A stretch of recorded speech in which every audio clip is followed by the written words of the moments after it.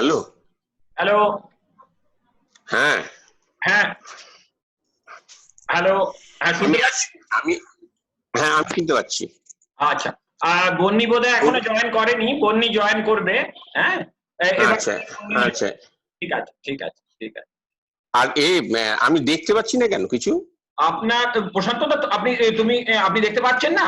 দাঁড়ান দাঁড়ান। না। কেন, ভিডিও তো আমি তো খুলে রেখেছি। দাঁড়ান, ভিডিও কি আপনারা কি ভিডিওটা অন করা নেই আপনার? না আমিও দাঁড়ান। ভিডিও ভিডিও হ্যাঁ, এবার তো সৃজনকে দেখা যাচ্ছে। সৃজনকে দেখা, আমাকে দেখতে পাবেন না কেন? তাই? আমারটা কাজ করছে না, আমার ও হ্যালো। হ্যাঁ বলো। তোমার ভিডিওটা বন্ধ আছে, তোমার ভিডিও বন্ধ আছে।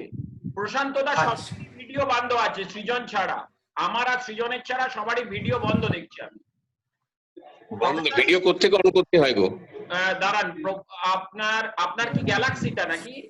ওই দেখুন নিচে বোতামটা দেখুন, নিচে দেখুন একটা স্পিকার আছে, একটা ইয়া আছে নিচে, একদম স্ক্রিনের নিচে দেখুন। আমার উপরে আছে আমার স্পিকার। হ্যাঁ, ওখানে স্পিকারের পাশে দেখুন ভিডিওরও একটা বোতাম আছে, ভিডিওরও একটা বোতাম আছে। এই সেটাই তো দেখি আমি। প্রফেসর সুরেরও স্ক্রিনটা বন্ধ আছে, দেবাশিস সুরের বন্ধ আছে, সার্থক তোরও বন্ধ আছে। হ্যাঁ হ্যাঁ ওকে। প্রশান্ত দা আপনাকে শোনা যাচ্ছে, কিন্তু আপনার ভিডিওটা এখনো আমি অফ দেখছি। আপনার তাই দেখছি আমি ভিডিওটা কি করে অন করবো বুঝতে পারছি না। আপনি দেখতে পাচ্ছেন আমাদেরকে? না না, আমি কাউকে দেখতে পাচ্ছি না, আমি ডান স্পিকিং দেখছি। ও, কিন্তু কথাগুলো শুনতে পাচ্ছেন সবারই?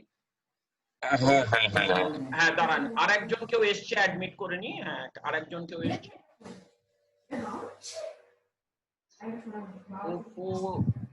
আরেকজন।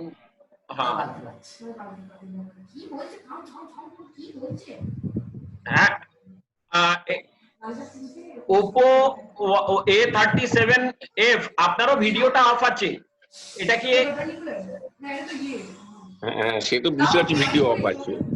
না আপনারটা বলছি না প্রশান্ত দা, আপনারটা অফ আছে এখনো, 3-4টে অফ আছে আর কি। হ্যাঁ সে কি করে যে অন করবো জানি না। আপনার হ্যাঁ এটা আপনার এটা আনমিউট করে, এটা মিউট আছে। চলে গেলে আনমিউটেড করলাম। হ্যাঁ আপনি, না আপনার তো কথা শোনা যাচ্ছে প্রশান্ত দা, আপনারটা গ্যালাক্সি তো A20s, এটাই তো আপনার তো? না না, আমার কি একটা জানো মনে হয় 922B3F47, এইটা হচ্ছে মনে হয় প্রশান্ত অঙ্কেল। হ্যাঁ আচ্ছা, কিন্তু প্রশান্ত তার এটাতে গ্যালাক্সি। কেমন আছো? আমার চলছে। কেমন আছো তুমি? কেমন আছো? ঠিক আছে। এখানে দিদা রয়েছে, শুনলাম সেটা। হ্যাঁ দিদাকে দেখতে পাবে, করছে, কানেক্ট করছে। দিদাও কানেক্ট করছে? তাহলে হয়তো দিদাকে ছোট বোন করে এই তুতু করে দিচ্ছে দিদাকে। ও তাহলে হয়তো এই ওপোটা দিদা নাকি, জানি না। হ্যাঁ ওপোটা তো হিয়ার, ও করেনি এখনো কানেক্ট। একটা কানেক্টেড হয়ে আছে। বাবু করে দে মাইকটা। পাচ্ছ তো? ঠিক আছে, তাহলেই তুমি তাকে। আমাকে দেখতে পাচ্ছ কেউ? না। আমাকে কেউ দেখতে পাচ্ছ? না দেখা যাচ্ছে না। দেখা যাবে না। তোর ভিডিও অফ আছে কিনা দেখ। তোমার ভিডিও গুলো অফ আছে, নিচে স্ক্রিনে দেখ ভিডিও। হ্যাঁ এবার দেখা যাচ্ছে, তোকে দেখা যাচ্ছে। ওখানে হাত দেবে না। এটা পাঠানো।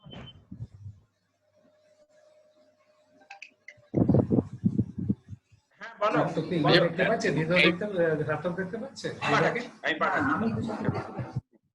না না, দিদার নেই। দিদাকে দেখতে পাচ্ছ? সার্থক না, এখনো পাইনি। বাবু ওটা করে দিক না, বাবু মাইকটা করে দে, তাহলে দিদা সবাইকে দেখতে পাচ্ছে না। একবার দেখে এইবার দিদাকে দেখতে পাচ্ছি আমি। সেটা দিদাকে দেখতে পাচ্ছে। না হিয়ার ক্যামেরা থেকে, হিয়ার ক্যামেরা থেকে দেখতে পাচ্ছিলাম গো, তোমাদের ওই ক্যামেরাটা চলেনি। করে দিচ্ছে।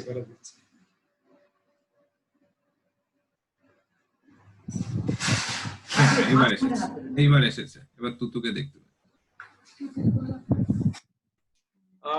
আমরা এবার তাহলে শুরু দিদা হাত করি তুলছে, আস্তে আস্তে। মাকে বলো সার্থক হাত তুলছে।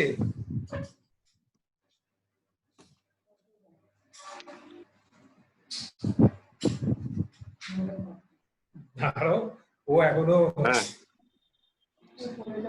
কোনো অসুবিধা নেই, কোনো অসুবিধা নেই।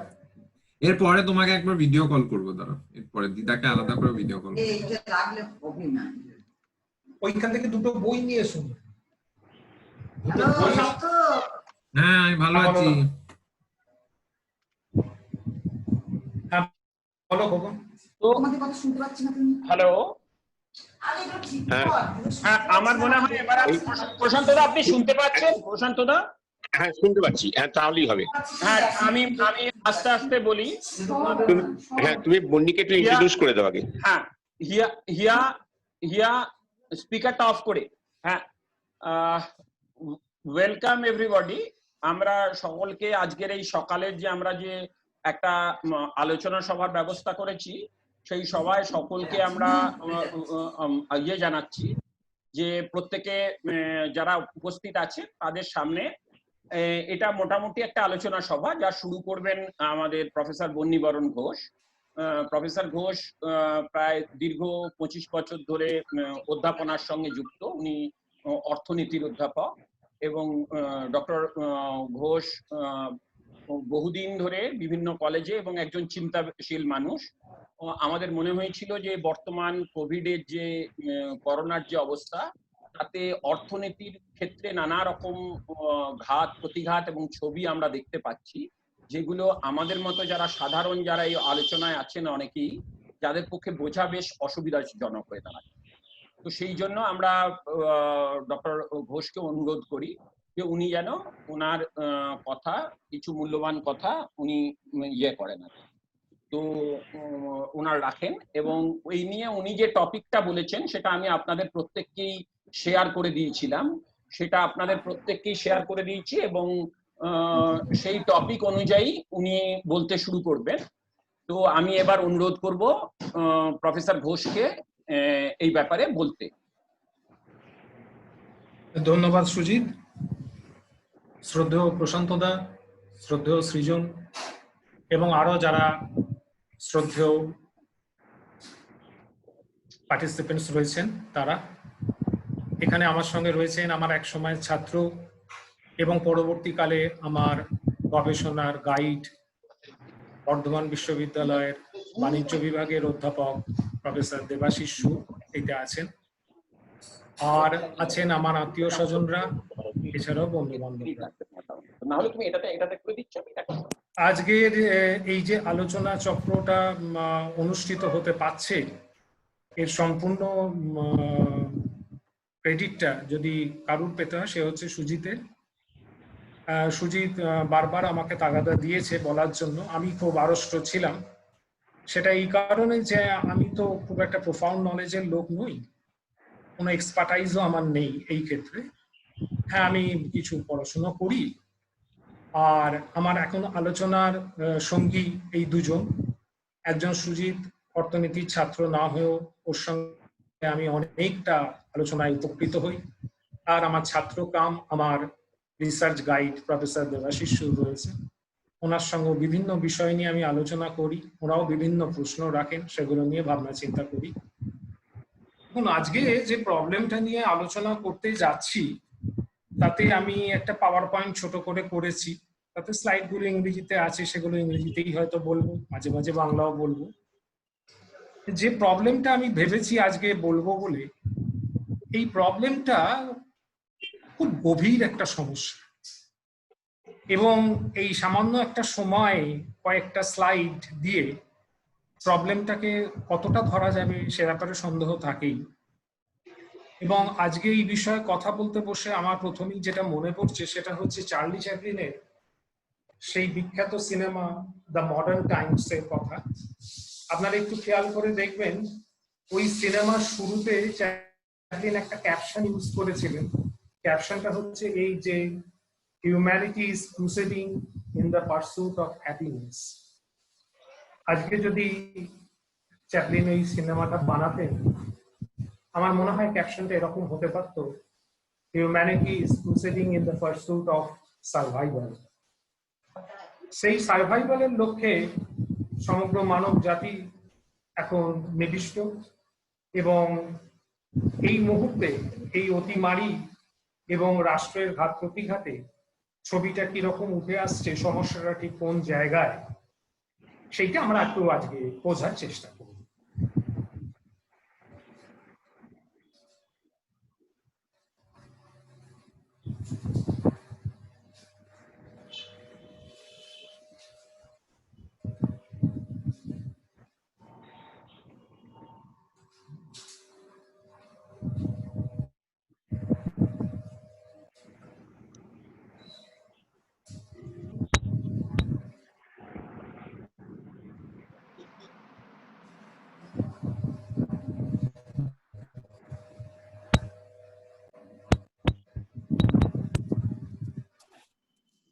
কখন স্লাইড শোটা কোথায় পাবো?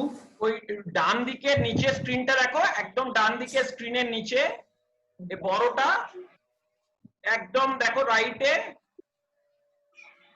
আর একটু তোমার হ্যাঁ। কার্সারটাই বড় স্ক্রিনটা, যে বড় যে ইয়েটা রয়েছে ওইটাতে ক্লিক করে দাও।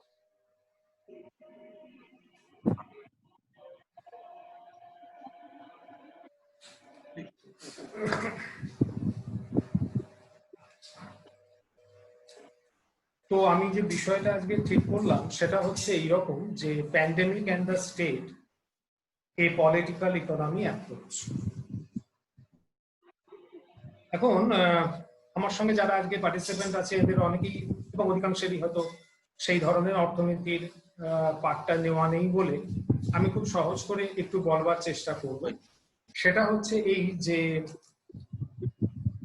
কেন হঠাৎ পলিটিক্যাল ইকোনমি অ্যাপ্রোচে আমরা যাচ্ছি। একটু দেখে নিই খুব সহজ করে টেক্সট বুক অ্যানালিসিসে মেইন স্ট্রিম ইকোনমিক্স তার এই সমস্যাটাকে কিভাবে বলে। বেসিক্যালি এরকম বলা হয় যে wants are unlimited but resources or means for satisfying these unlimited wants are unlimited. Wants satisfying these wants are limited. Therefore arises the question of selection of choice. অর্থাৎ আমি যেটা বলতে চাইছি যে আমার যে রিসোর্সেস গুলো রয়েছে এগুলো আমার কাছে আনলিমিটেড, কিন্তু আমার যে ওয়ান্টস গুলো রয়েছে সেগুলো হচ্ছে ওয়ান্টস গুলো হচ্ছে আনলিমিটেড, কিন্তু রিসোর্সেস গুলো আমার কাছে লিমিটেড। তাহলে আমাকে যেটা করতে হবে, কতগুলো চয়েসের জায়গায় যেতে হবে, কতগুলো নির্বাচন করতে হবে, কিছু সিলেকশন করতে হবে। সিলেকশন গুলো এইরকম ভাবে আমরা ভাবি যে হোয়াট টু প্রডিউস, কি তৈরি করব। এই কি তৈরি করব এটা আমাদের কনজিউমার বিহেভিয়ার দিয়ে আমরা একটা সেটেল করি। হাউ টু প্রডিউস, কিভাবে তৈরি করব, এটা ফার্মের আচরণ বা ফার্মস বিহেভিয়ার দিয়ে আমরা তৈরি করি।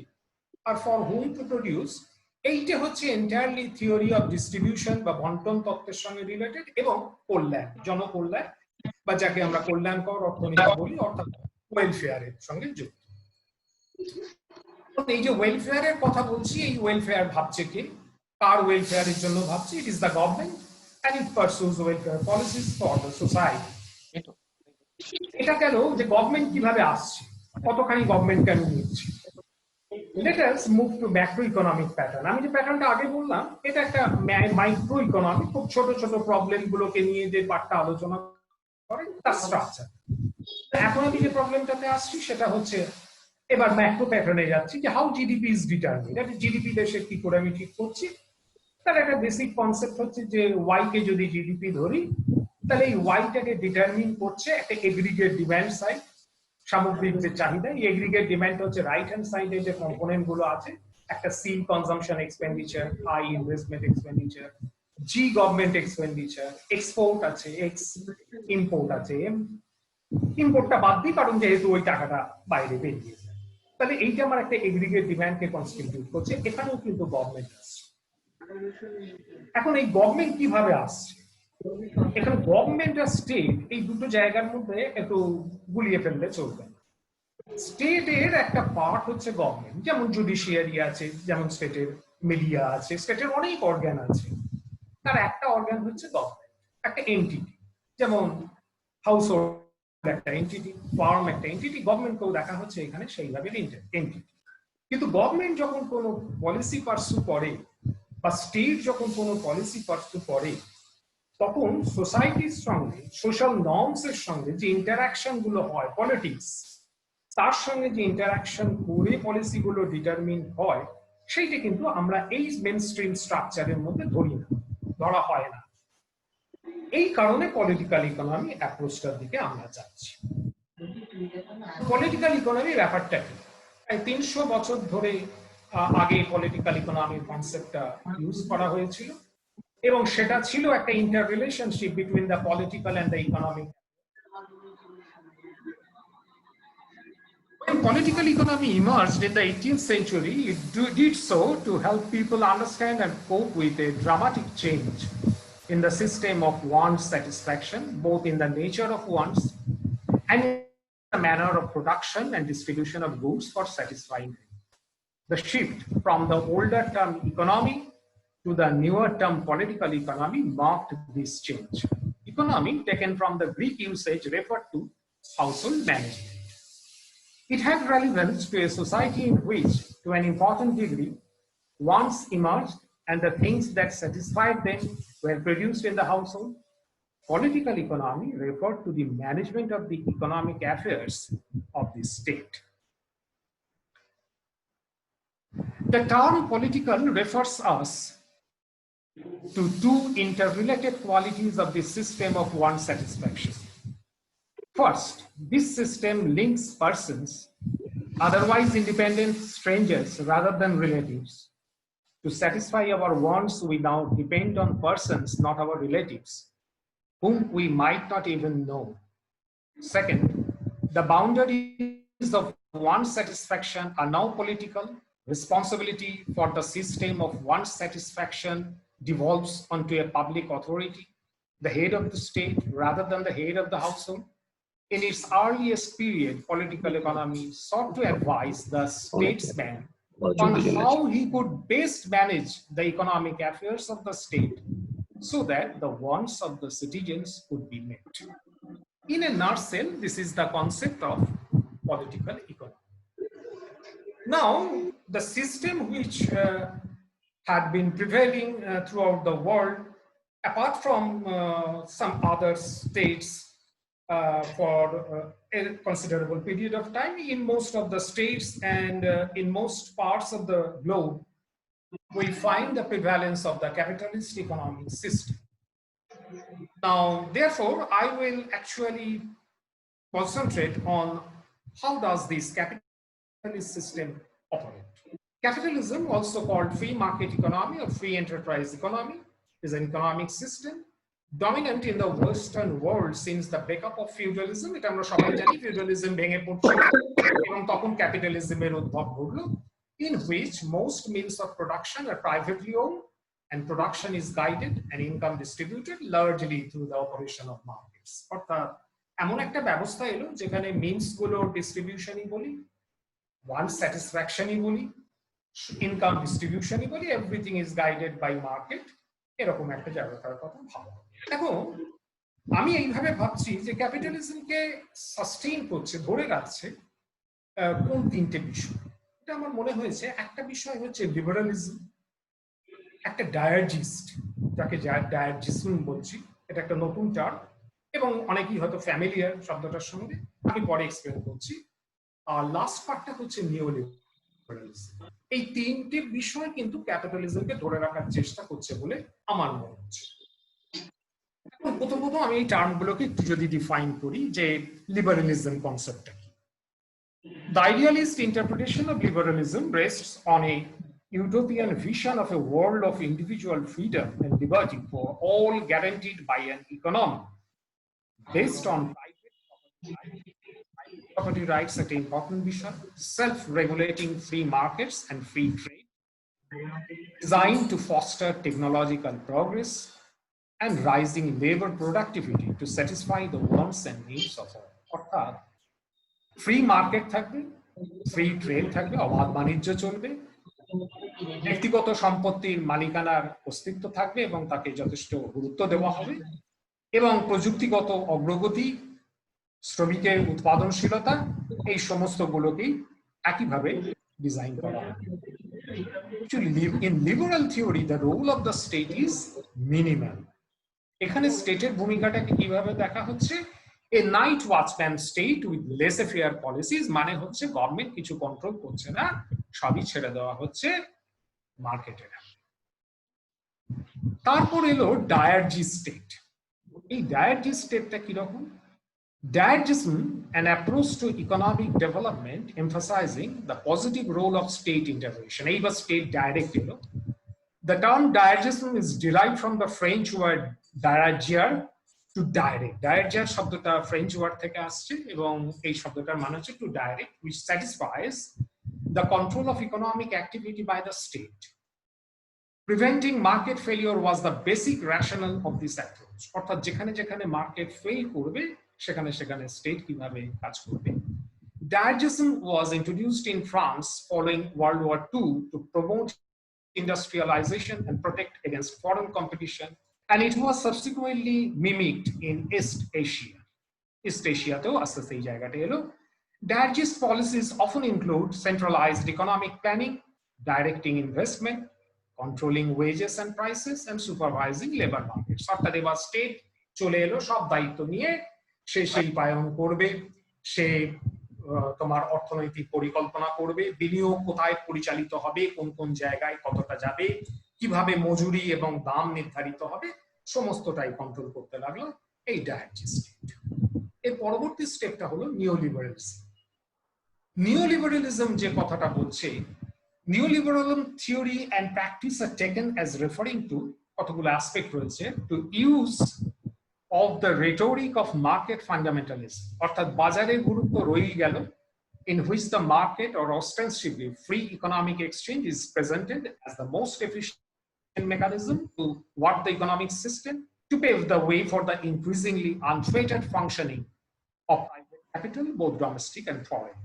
Second point হচ্ছে the use of the notion of a minimalist state. এখানেও state minimum জায়গায় এলো, to be realized by dismantling its developmentalist version to legitimize the shift of various terms of trade and mechanisms of distribution in favor of the owners of capital and their functionaries, and conceal the conversion of segments of the state apparatus into sites for primitive accumulation. এই যে primitive accumulation, এটা Marxian terms, মানে আমি যখন মূলধন আহরণ করতে যাচ্ছে, একটা ব্যবস্থা যখন মূলধন আহরণ করছে, সেইটা করার মধ্যে দিয়ে এই উৎপাদনের উপকরণগুলোর মালিকানা থেকে যাদের হাতে থাকা উচিত তাদের হাত থেকে যখন এই মালিকানার পরিবর্তন ঘটে যাচ্ছে, এই ঘটনাটাকে মার্কস একটা আদিম আহরণ প্রবৃত্তি বা ব্যবস্থা বলে মনে করেছিলেন। And thirdly, the pursuit of a regime of accumulation where the home market and deficit finance state expenditure are replaced by exports and debt finance private expenditure as the principal stimuli to growth. তাহলে third বিষয়টা খুব important হয়ে উঠলো, যে কিভাবে আমি এই মূলধন আহরণ করব, রাষ্ট্র কিভাবে এই মূলধন আহরণ করবে, যেখানে দেশীয় বাজার গুরুত্বপূর্ণ নয়, অর্থাৎ ঘাটতি ব্যয় মিটিয়ে যে সরকারি ব্যয়কে আমরা পূরণ করি, সেইটার বদলে আমি কি করব, আমি জোর দেবো রপ্তানির উপর, আমি জোর দেবো ব্যক্তিগত যে সমস্ত ব্যয় সেগুলোকে যাতে আমি ঋণ দান করে ডেট ফিনান্স করে আমি গ্রোথটাকে স্টিমুলাস দিতে পারি বা বাড়াতে পারি। ইন্ডিয়ান সিচুয়েশনটা কিরকম দেখালো, পিরিয়ড গুলোকে আমি এইরকম একটা ভাগ করেছি, 1950 থেকে 64, 60 থেকে 80s, আর 91, 92 থেকে একটা কন্টিনিউ। এই যে 1950 থেকে 64 এই বিষয়টা আমি সিপি চন্দ্রশেখরের একটা খুব ভালো আর্টিকেল আছে, আমি সেখান থেকে জিস্টুকু বলছি। এই আর্টিকেলটার নাম হচ্ছে ফ্রম ডায়ারজিজম টু নিওলিবারালিজম। খুব সুন্দর বলছেন ওখানে উনি এই পিরিয়ডটার কথা। এই যে 1950 থেকে 64 ইন্ডিয়াতে, এইটা একটা উনি বলছেন dirigisme state, state intervention attempted to influence the pace and pattern of industrialization by number one, insulating the domestic market from excessive import competition, regulating the inflow of foreign capital and mediating the interaction of domestic and foreign capital. Third, investing in infrastructure, basic and heavy industries. and closing gaps that may not be filled by private players because of lumpy investments, long gestation lags, and uncertain profits.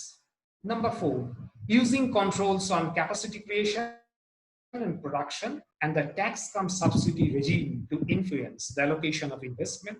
And number 5, putting in place a regulatory regime that attempted to reduce industrial concentration and ensure a more regionally dispersed industrial sector. এগুলো আমরা জানি, অনেকেই যারা এগুলো জানেন এগুলো বুঝতে পারছেন যে এই সময়টা ছিল এই কন্ট্রোলের মধ্যে রাষ্ট্রের আওতায় আমরা ভাবছি, একটা স্বপ্ন দেখছি যে এইভাবেই আমরা এগোতে পারব। মিডল অফ 1960s থেকে 80s এই পিরিয়ডটা এলো কিরকম? Interventionism remained in place, but because of evidence that intervention had not been implemented as originally planned and had therefore not managed to realize its multiple objectives, it was losing its legitimacy. স্বপ্নভঙ্গ হচ্ছে এইবার আমরা বুঝতে পারছি যে ঠিক যতটা পরিমাণে intervention যেখানে যেখানে দরকার ছিল, যে শক্তি নিয়ে দরকার ছিল, তার বদলে অযথা কিছু জায়গায় আমরা মাথা ঘুরিয়ে ফেলেছি এবং তার ফলে তার লেজিটিমেসিটা ক্রমশ নষ্ট হচ্ছিল। This triggered a contradictory phase in policy where the strengthening of some measures of intervention was accompanied by a creeping process of limited liberalization. অর্থাৎ এবার আমি তখন আস্তে আস্তে একটা লিমিটেড লিবারালাইজেশনের কনসেপ্টে যেতে হচ্ছে। Third phase began in 1991-92, আমরা এগুলো সবাই জানি। Finally, the third phase began in 1991 to 92, when in the wake of the balance of payments crisis of 1991, the government opted for an accelerated process of liberalization. This liberalization eventually culminated into neoliberal phase, a principal feature of which is social austerity measures given importance. Social austerity concept আমি জানি, অর্থাৎ আমি government expenditure কমাবো, tax বাড়াবো এবং আমি চেষ্টা করব যে প্রাইভেট কর্পোরেট সেক্টর গুলোকে আমি কিভাবে আর্থিক সাহায্য এবং একটা ফেভারিটিজম দিয়ে আমি তাদেরকে পুষ্ট রাখতে পারি। এখন এইখানেতে এইবার আমি যে জায়গাটাতে আসছি সেটা হচ্ছে 14ই মে 2020-তে দ্য ইকোনমিস্ট একটা প্রতিবেদন, তার আমি একটা অংশ বলছি। ইকোনমিস্ট একটা ফোরকাস্ট করছে, trade will suffer as countries abandon the idea that firms and goods are treated equally, regardless of where they come from. Governments and central banks are asking taxpayers to underwrite national firms through their stimulus packages, creating a huge and ongoing incentive to favor them. And the push to bring supply chains back home in the name of resilience is accelerating. On May 12th, Narendra Modi, India's Prime Minister, told the nation that a new era of economic self-reliance has begun. Japan's COVID-19 stimulus includes subsidies for firms that repatriate factories, European Union officials talk of strategic autonomy and are creating a fund to buy stakes in firms. America is urging Intel to build plants at home. Digital trade is thriving, but its scale is still modest. অর্থাৎ the economist predict করছে যে আবার যেন আমি একটা world যেন একটা ডায়ার্জি স্টেটের দিকে ফিরে যাবার কথা ভাবছি কি একটু দেখি আমরা কিরকম হচ্ছে। This is a turning point in the history of our society. এই প্যান্ডেমিক থেকে আমাদের যে ইতিহাসের কালক্রমে আমরা যে সন্ধিক্ষণটাতে এসে দাঁড়িয়েছি, একটা সাংঘাতিক রকমের ফিরে তাকানোর মতো অবস্থা। On the one hand, it is incumbent upon the government to contain the spread of the disease to minimize the death toll. On the other, to relieve the society and the economy of uncertainty likely to crop up in future. This necessitates the fortifying of governmental surveillance and rigorous imposition of laws and regulations. সেটা আমরা সকলে মানছি যে অবস্থার মধ্যে এসে দাঁড়িয়েছে, এটা করতে গেলে গভর্নমেন্ট সার্ভাইলেন্স তো খুব বেশি করে দরকার, laws and regulations দরকার। কিন্তু ডায়ার্জিস্ট যে কথাটা বলছি, does diargist in imply surveillance? শুধুমাত্র সার্ভেলেন্স, শুধু নজরদারি করবে স্টেট? একটু দেখি আমরা খবরটা কিরকম।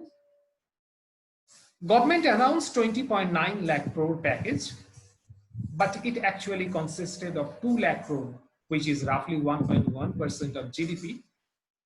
এটা রঘুরাম রাজন খুব ক্লিয়ারলি এটা স্টেট করেছেন as a fiscal stimulus, যদিও বলা হচ্ছিল যে ফিসকাল স্টিমুলাস হিসেবে দেওয়া হয়েছে 20.9 lakh crore rupees, actually calculate করে দেখা যাচ্ছে এটা হচ্ছে 1.1% of GDP। আর রেস্টটা কোথায়? And the rest consisted of loans, credit guarantee and farming schemes. একটু মাইগ্রেন্ট লেবারের অবস্থাটা কিরকম দেখি। আপনারা সকলেই অবহিত আছেন যে পরিযায়ী শ্রমিকরা কি দুর্দশার মধ্যে দিয়ে গেছে, কি অবস্থা এসছে, তার জন্য কি করা হচ্ছে। এই নিদারুণ অবস্থার ছবি প্রত্যেকেরই জানা, আমি সেটা বলছি না। আমরা কতটা তৈরি ছিলাম তার সামান্য কিছু উদাহরণ আমি বলছি। Uttar Pradesh recorded return of 2.5 million labourers. Bihar একটা রেকর্ড করেছে 2 মিলিয়ন ফিরে আসার কথা। Madhya Pradesh 1.3 million, Jharkhand 1 million. অর্থাৎ এই ব্যাপারটা তারা বলছে যে এই মাইগ্রেন্ট লেবার ফিরে আসছে, এবার তাদের আমি রিহ্যাবিলিটেশন করবো বলে। কিন্তু তার আগে ঠিক কত মাইগ্রেন্ট লেবার আছে বা কি আছে, senior cabinet minister in Bihar বলছেন, this is an important data for us because when the migration of these laborers started 2 months ago, we had no estimates to know how many people had left the state and how many could probably possibly return to the state. অর্থাৎ রাষ্ট্রের কাছে, রাজ্যের কাছে কোনো তথ্য নেই এই অসহায় মানুষগুলোর সংখ্যা কি, কি অবস্থা, কতটা তারা ফিরতে পারে এবং কি অবস্থা দাঁড়ায়। এরপর আসছি আমি, যেহেতু আমার ওই স্লাইডে ছিল যে medium, small and micro enterprises, এদের অবস্থাটা কিরকম, গভর্নমেন্ট কিরকম ভাবছে। এই MSME represent 30% of the economy, 45% of manufacturing, মানে এদের contribution, 50% of total exports, and contributes 12% of employment. These enterprises were targeted by the government with Mudra scheme. Mudra scheme থেকে একটা সময় এদের প্রচুর লোন দেওয়া হয়েছে, and the loans taken by these enterprises were not paid. Payment করতে এরা পারে। However, these have been granted collateral free loans and credit guarantee amounting to 3.7 lakh crore rupees. তারপরেও তাদেরকে এই টাকাটা দেওয়ার কথা ভাবা হচ্ছে। In 2018, non-performing assets of public sector banks, non-performing assets বলতে ব্যাংকগুলোর, অর্থাৎ যে সমস্ত আমি লোন দিয়ে ফেলেছি যেগুলো আর আমি আদায় করতে পারছি না, তার ফলে আমার লায়াবিলিটি প্রচুর বেড়ে যাচ্ছে, এগুলোকে বলা হচ্ছে non-performing assets, where 15%। ফলে ব্যাংকগুলো দেখাচ্ছে যে এই এন্টারপ্রাইজ গুলোকে আমি যে লোন দিয়েছি তার ফলে আমার non-performing asset বেড়ে গেছে 15%। It is not clear whether the government is careful that the banks, when they lend to these entities, don't use it as a way to funnel out the money back to themselves, to bail out the bad loans they have given in the past. এটা রঘুরাম রাজন বলছেন যে এই জায়গাটা খুব ভাববা, যে যদি এই ব্যাংকগুলো শুধু এই দোহাই দিয়ে যে আমরা এই লোন দিয়েছিলাম এদেরকে এবং এরা এই টাকা ফেরত দিতে পারেনি তাই আমাদের বেল আউট করা হোক এবং এই দোষটা চাপিয়ে, এই দায়টা চাপিয়ে তারা রেহাই পেয়ে যাচ্ছে, তাহলে এটা বুঝতে হবে these enterprises have not been able to adapt to GSTs, অর্থাৎ এই যে গুডস এন্ড সার্ভিসেস ট্যাক্স যেটা ইম্পোজ হলো এরা নিজেদের সঙ্গে কোপ আপ করতে পারেনি, have been distressed by policies such as demonetization. Demonetization এরা ভীষণভাবে ক্ষতিগ্রস্ত হয়েছে। A lot of public sector firms owe payments to MSMEs. বহু পাবলিক সেক্টর ফার্মস এর টাকা পড়ে আছে এদের কাছে। Private firms that are large and those who have access to capital markets could make payments to their MSME suppliers. যারা private capital farms রয়েছে তারাও কিন্তু ইচ্ছে করলে তাদের এই পেমেন্টটা অনায়াসে করতে পারে এবং পারলে এই অবস্থাটা এই জায়গায় দাঁড়ায় না। তো এই যে তিনটে ছোট ছোট অ্যাসপেক্টের কথা বললাম, একটা হচ্ছে যে প্যাকেজটা ঘোষণা হয়েছে, ডায়াবেটিস স্টেটের কথা ভাবছিলাম, তো তাই বলছিলাম মাইগ্রেন্ট লেবারের কথা, অবস্থাটা কি অবস্থায় আছে ভাবছিলাম, এবং আমি micro, small and medium enterprises, একটা হিউজ এমপ্লয়মেন্ট যেখানে পটেনশিয়াল রয়েছে তাদের কথা বললাম। এরপর আমি আসছি ম্যাক্রো ইকোনমির একটা বেসিক কনসেপ্টে, সেটা হচ্ছে যে সার্কুলার ফ্লো। আসলে ইকোনমিতে মনে করা হয় যে বেসিক্যালি দুটো সেক্টর আছে। আমরা যখন ক্লাসে পড়াই তখন বলি একদিকে আছে ফার্ম, একদিকে আছে হাউসহোল্ড। হাউসহোল্ড বলতে এখানে বাংলায় বলা হয় পরিবার।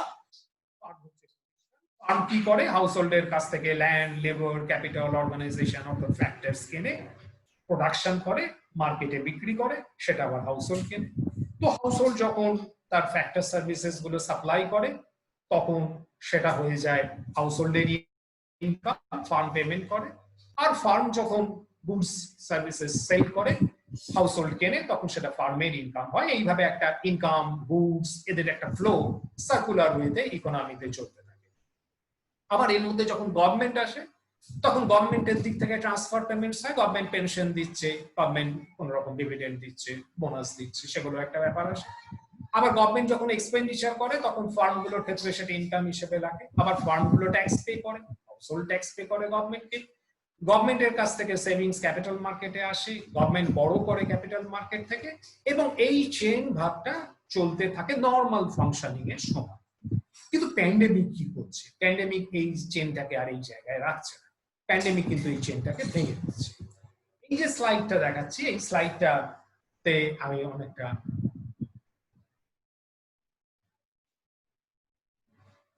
এই স্লাইডটাতে দেখা হচ্ছে, এখানে দেখুন যে যেখানে যেখানে লাল অ্যাস্টারিস্ক বা স্টার মার্ক গুলো করা আছে সেখানে সেখানে দেখা যাচ্ছে যে প্রত্যেকটা জায়গাতে এই সাপ্লাই চেইন গুলো কিভাবে ব্রেক করছে। অর্থাৎ যে সার্কুলার ফ্লোটার কথা আগে বললাম এটা আর এতটা স্মুথ নেই। এখন government, household, business, rest of the world, financial sector, supply chain, ব্যাংকের কাজকর্ম, প্রত্যেকটা জায়গা কিছুটা কিছুটা করে ভেঙে যাচ্ছে এই প্যান্ডেমিকটার জন্য। এখন এই জায়গাটাতে কি করে এটাকে রিভাইভ করা যায় তার একটা মেজর পার্ট আমার মনে হয় গভর্নমেন্টকে নিতে হবে, তার পলিসি পারসুয়েশনের দিক থাকবে। সেটা আমরা দেখবো আস্তে আস্তে ভবিষ্যতের দিকে তাকিয়ে। কিন্তু এটা আমি নেক্সট স্লাইডে যাচ্ছি। এটা হচ্ছে যে কিভাবে এই সার্কুলার ফ্লোটা প্যান্ডেমিক এফেক্ট করছে।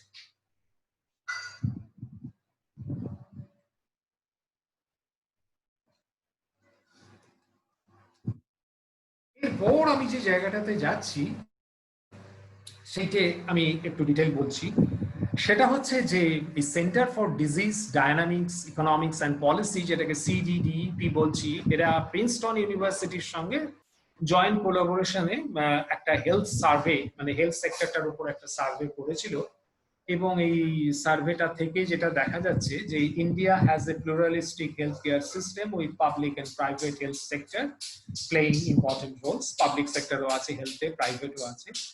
This study estimates the existing hospital capacity of India's public and private health sector in terms of number of hospital beds, intensive care unit, ICU beds, and ventilators across states and union territories.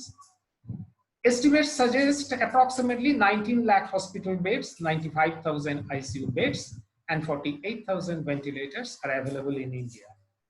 Most of the beds and ventilators in India are concentrated in 7 states: Uttar Pradesh 14.8%, Karnataka 13.8%, Maharashtra 12.2%, Tamil Nadu 8.1%, West Bengal 5.9%, Telangana 5.2%, Kerala 5.2%. Existing bed capacity is mostly saturated at government hospitals, and accommodation of influx of COVID-19 patients will require rapid expansion of current capacity or modifications in admission policy for routine patient care. এখানে আমি একটা এদের ECDDP দেওয়া যে টেবিলগুলো পেয়েছি, এখানে একটু এই ছবিগুলো আছে, একবার চোখ বুলিয়ে নিন খালি। পরে আরো যদি কেউ ইন্টারেস্টেড হন এদের দেখতে পারে যে স্টেট গুলোতে এরা কিন্তু এই ডেটাটা দিচ্ছে 17 এপ্রিল 17 এপ্রিল পর্যন্তই ডেটাটা রিপোর্ট, এবং এখানে 37টা স্টেটের কথাই উল্লেখ, এবং সেখানে হসপিটালের সংখ্যা পরিষ্কার বোঝা যাচ্ছে তো সুজিত? কখন এটা দেখা যাচ্ছে তো টেবিলটা?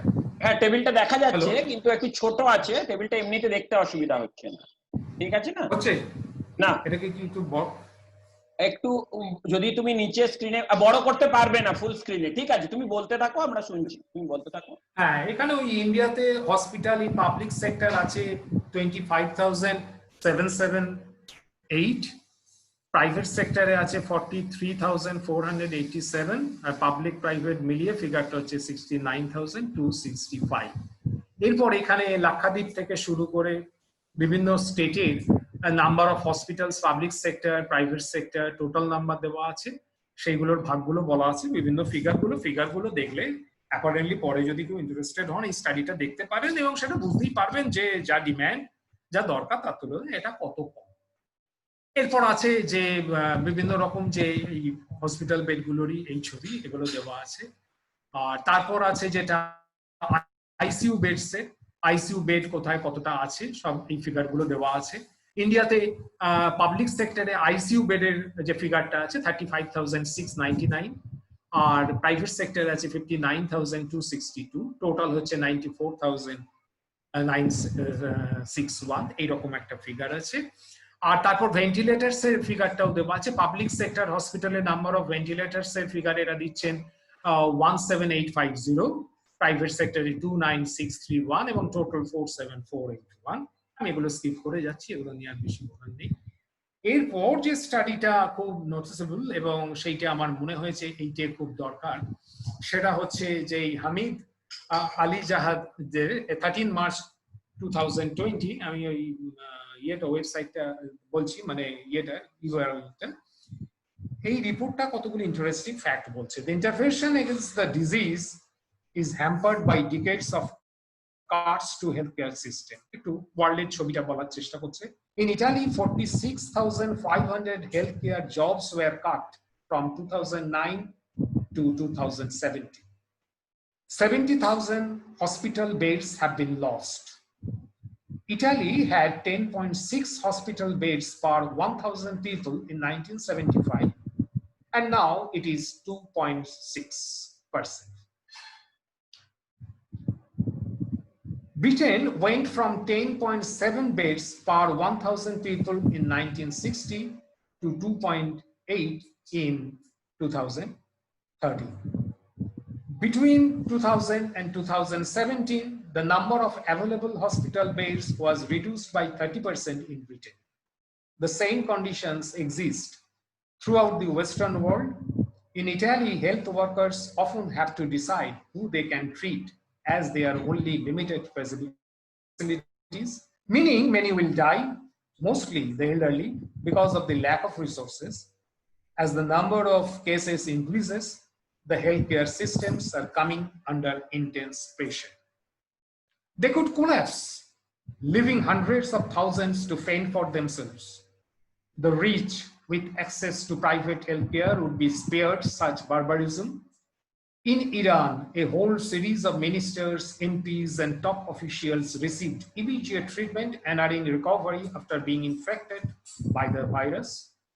Meanwhile, tens of thousands of ordinary people struggle to even get tested. In the tragic case of one nurse, her test result arrived a week after her death. In Singapore, the whole population was provided with medical and safety equipment such as masks.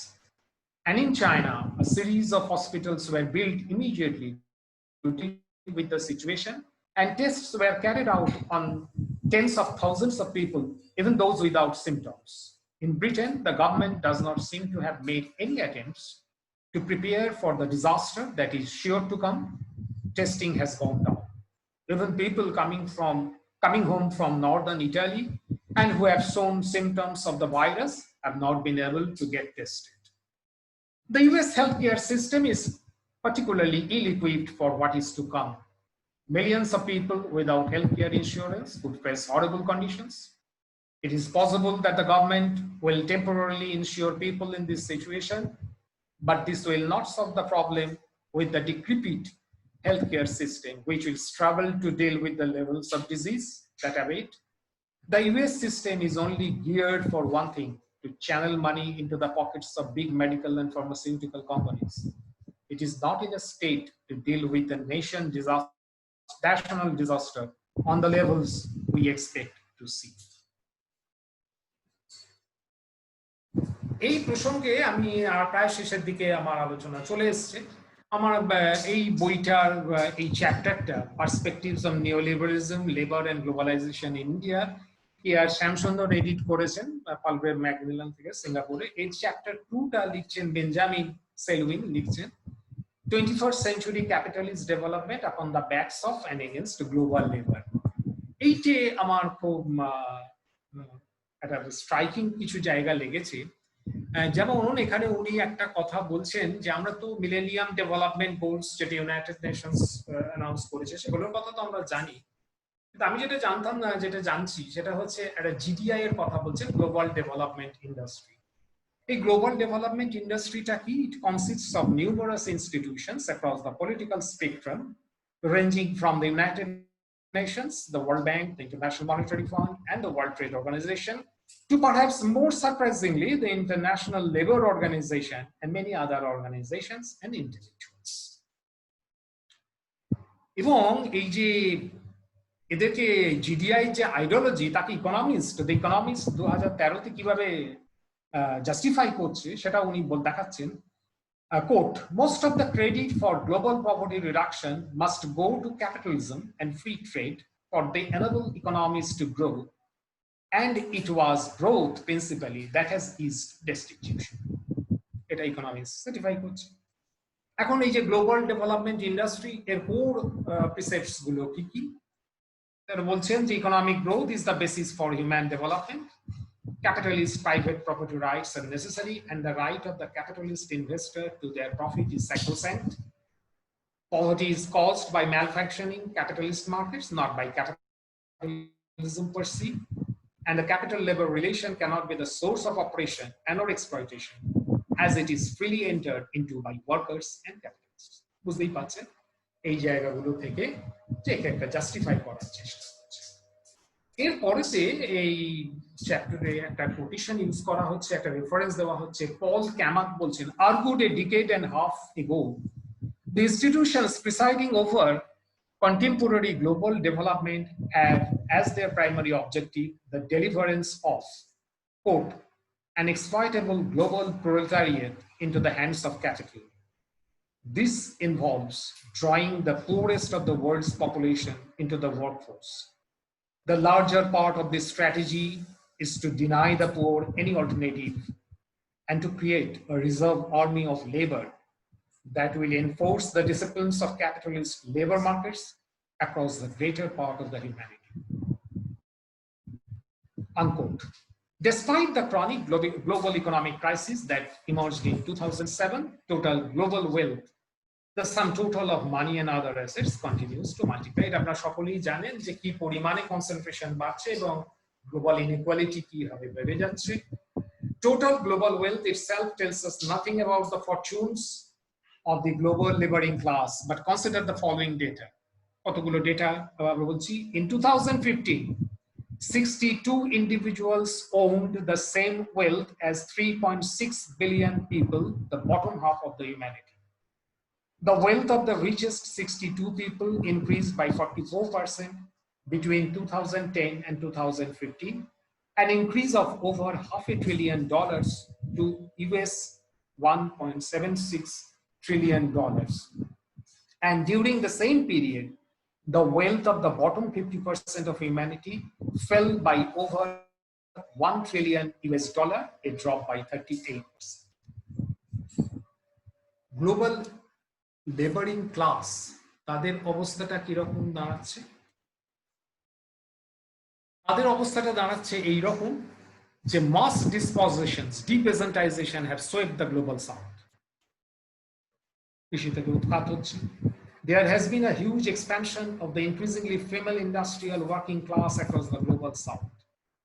Third, the expansion of the world's laboring class is not simply a function of, for example, land grabs and urban work opportunities.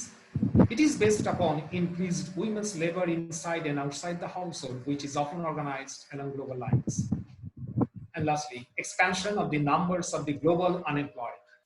Already by the 1990s, 1 billion workers representing 1/3 of the world's labor force, most of them in the South, were either unemployed or underemployed. এখন এই আনএমপ্লয়মেন্টের নেচারটা বলতে গিয়ে যে একটা কতগুলো fact উঠে আসছে, সেটা হচ্ছে এই যে গ্লোবালি এরকম একটা ট্রেন্ড আমরা লক্ষ্য করছি যে টেকনোলজিক্যালি ইকুইপড, টেকনোলজিক্যালি স্কিল লেবারারদের ডিমান্ড যেন ক্রমশ বাড়ছে এবং টেকনোলজি ইন্টেন্সিভ প্রোডাকশনের দিকে একটা ঝোঁক আসছে। এবং কৌশিক বসু 2016-তে এরকম একটা রিমার্ক করছেন, digital innovations over the last 3 decades now enable people to work for employers and firms in different countries without having to migrate. As the march of technology continues, these trends will eventually spread to the entire world, exacerbating global inequality, already intolerably high, as workers' earning diminish. Insecure employment is on the rise across the globe. India represents perhaps the front runner in the casualization race, where over 90% of the workers are informal. এখন এইখানেতে যে alternative political economy approach গুলো উঠে আসে সেইগুলো খুব সংক্ষেপে একটু বলে নিই। সেটা হচ্ছে একটা তো মার্কেট লেড নিউ ডেভেলপমেন্ট, আর একটা হচ্ছে স্টেটিস্ট পলিটিক্যাল ইকোনমি। এই দুটোতেই labour market must be flexible and should be subject to strict discipline so that it will help capital accumulation. দুটো জায়গাতেই কিন্তু মোটামুটি এইরকম একটা বোঝানো হচ্ছে যে একটা ক্যাপিটাল সেন্টার ডেভেলপমেন্ট আমাদের দরকার এবং তার জন্য লেবারকে খুব বেশি পরিমাণে ডিসিপ্লিন হতে হবে, লেবারকে খুব বেশি পরিমাণে ফ্লেক্সিবল হতে হবে। এবং এই লেবার ফ্লেক্সিবিলিটি, লেবার ডিসিপ্লিন, এই ব্যাপারটা আসলে কতটা লেবারের জন্য আর কতটা একটা গ্রুপ অফ পিপলের ইন্টারেস্ট সার্ভ করার জন্য সেটা তো বলাই বাহুল্য। In her study of South Korean industrialization, Alice Amsden recognizes how high profits in its mass production industries have been derived not merely from investments in machinery and modern work methods, but also from the world's longest working week. অর্থাৎ একটা জিনিস বোঝা যাচ্ছে যে labour ডিসিপ্লিনের নামে যে ঘটনাটা আসতে চলেছে, জানি না আগামী দিন কি অবস্থা দাঁড়াবে, সেটা হচ্ছে ওয়ার্কিং আওয়ার্স লেনদেনিং এর একটা ব্যাপার, লেবারকে যখন খুশি হায়ার ফায়ার করা এবং লেবার রাইটস এর উপর আরো ইনফ্রিঞ্জমেন্ট আনা, এরকম একটা সম্ভাবনার কথা ভাবা হচ্ছে। এখানে আমি একটুখানি বলতে চাইছি যে ফার্স্ট ইন্টারন্যাশনালে মার্কস যখন তার ইনঅগারাল অ্যাড্রেস দিচ্ছেন, marks provided 2 examples of the political economy of labor. The first হচ্ছে the 10 Hours Act introduced in England in 1847, which legally reduced the working day to a maximum of 10 hours, was the first time that in broad daylight the political economy of the capitalist class succumbed to the political economy of the working class. এরকম একটা জায়গায় একটা সময় হয়েছে, ঘটনা ঘটে গেছে। আর আজকের পৃথিবীতে অবস্থাটা কিরকম আমরা একটুখানি চোখ বুলিয়ে নিই ছোট্ট করে। In Brazil, since the mid-1980s, through the actions of the landless laborers movement, over 350,000 families have claimed and won rights to land. Rural collective actions have also generated notable gains for laboring classes in India. Over the last 30 years or so, women agricultural laborers in Bihar, Eastern India, have fought for land redistribution, an end to caste discrimination, and a living wage. Since the turn of the millennium in Argentina, there has been an upsurge in factory occupations by workers threatened with redundancy and the consequent loss of their livelihoods. By the mid-2000s, approximately 15,000 workers had taken over and were self-managing around 200 enterprises across the country. আমি আলোচনা প্রায় শেষের দিকে চলে আসছি। While proponents of capitalist expansion portray such ruptures as disruptive to capital accumulation and therefore to society as a whole, the theory of labor-led developments provides a radically different and opposed interpretation. Such collective actions based on conceptions of solidarity generate not only immediate developmental gains for laboring classes and their communities, but also new ways of visualizing further and ever more profound societal transformations.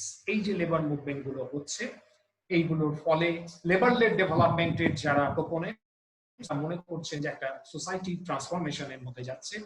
No matter how much promising are these developments, World Inequality Report 2080 and Global Social Mobility Report 2020 capture the onslaught of neoliberal movement, which smooths the bias in favor of production, creating demand for increasingly technologically sound workers, pushing the huge unskilled mass to the margin. And as already Thomas Piketty forecast about the income from capital outweighing that from labor, let us wait whether this pandemic would usher in another transformation in which the large section of deprived population would experience emancipation from poverty, malnutrition, precarious health, and moribund civilization. আমি আলোচনা শেষ করব দুটো quotation use করে। একটা quotation টেরি Eagleton দিচ্ছেন why Marx was right, page 69 A, quote, there must be a way of scanning or x-raying the present, কোটেশনটা আমার এখানেও হয়তো পাবো, এই দুটো কোটেশন আমি ইউজ করছি, there must be a way of scanning or x-raying the present which shows up a certain future as a potential within it, otherwise they will simply succeed in making people desire progress.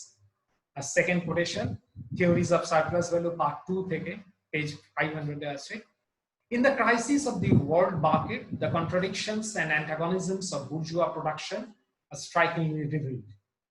Instead of investigating the nature of the conflicting elements which erupt in the catastrophe, the apologists contained themselves with denying the catastrophe itself and insisting in the face of their regular and periodic recurrence that if production were carried on according to the textbooks, crisis would never occur. Unquote. Thank you.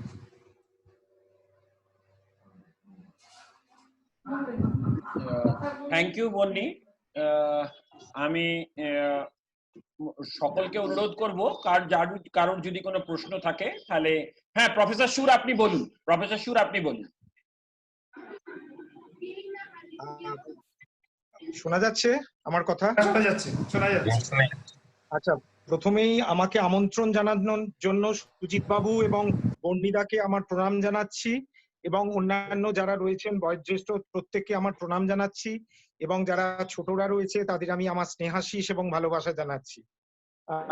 বন্নিদা আমার অত্যন্ত প্রিয় মানুষ, আমার একদম সরাসরি শিক্ষক, যদিও ওনার সঙ্গে আমার প্রায় বন্ধুর মতো সম্পর্ক, দাদা ভাইয়ের মতো সম্পর্ক। প্রতিদিন দুবেলা, স্পেশালি লকডাউন হওয়ার পর প্রতিদিন দুবেলা কথা হয়, মানে দুয়ের বেশিও হয় অনেক সময়, দুবেলা একবার করে, তার বেশিও অনেক সময় হয়। সুতরাং কোনোদিন আমরা যদি মিস করি কোনো একটা কারণে, একটু দেরি করে ফেলি, তখনই মানে আমি যদি দেরি করে ফেলি, বন্নিদা আমাকে ফোন করে জিজ্ঞেস করেন কি হয়েছে, কি ব্যাপার। তা যাই হোক, খুবই ভালো সম্পর্ক। আমি একটা প্রশ্ন করছি যেটা আজকের আলোচনার সঙ্গে হয়তো খুব একটা সরাসরি যুক্ত নয়, কিন্তু আমরা জানি যে, যেটা আজকে খুব বড় প্রশ্ন, যেটা আমরা জানি যে এই চীন যে এক্সপোর্ট এবং ইম্পোর্টের ক্ষেত্রে, অর্থাৎ বিশ্ব বাণিজ্যে চীনের একটা যে আধিপত্য, যেটা আমরা জানি, চীনকে বলা হচ্ছে যে চীন হচ্ছে যে লার্জেস্ট এক্সপোর্টার। চীন সাধারণত যে পৃথিবীতে যত এক্সপোর্ট হয় তার 13% চীনের দখলে।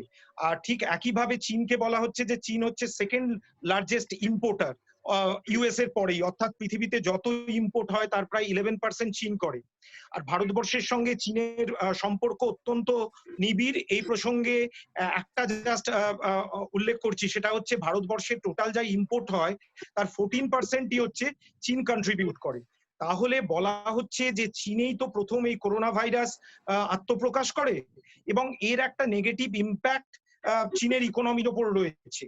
এবং শুধু নয়, আমাদের পারসেপশনের দিক থেকেও আমরা কিন্তু চীনকে একটু অন্যরকম চোখে দেখছি, সারা পৃথিবী অন্যরকম চোখে দেখছে। এবং তাতে বলা হচ্ছে যেটা, যে এই নিয়ার ফিউচারে চীন কিন্তু তার এই আধিপত্য বজায় রাখতে পারবে না, এবং সেই সুযোগটা কিন্তু ভারতবর্ষ পেতে পারে।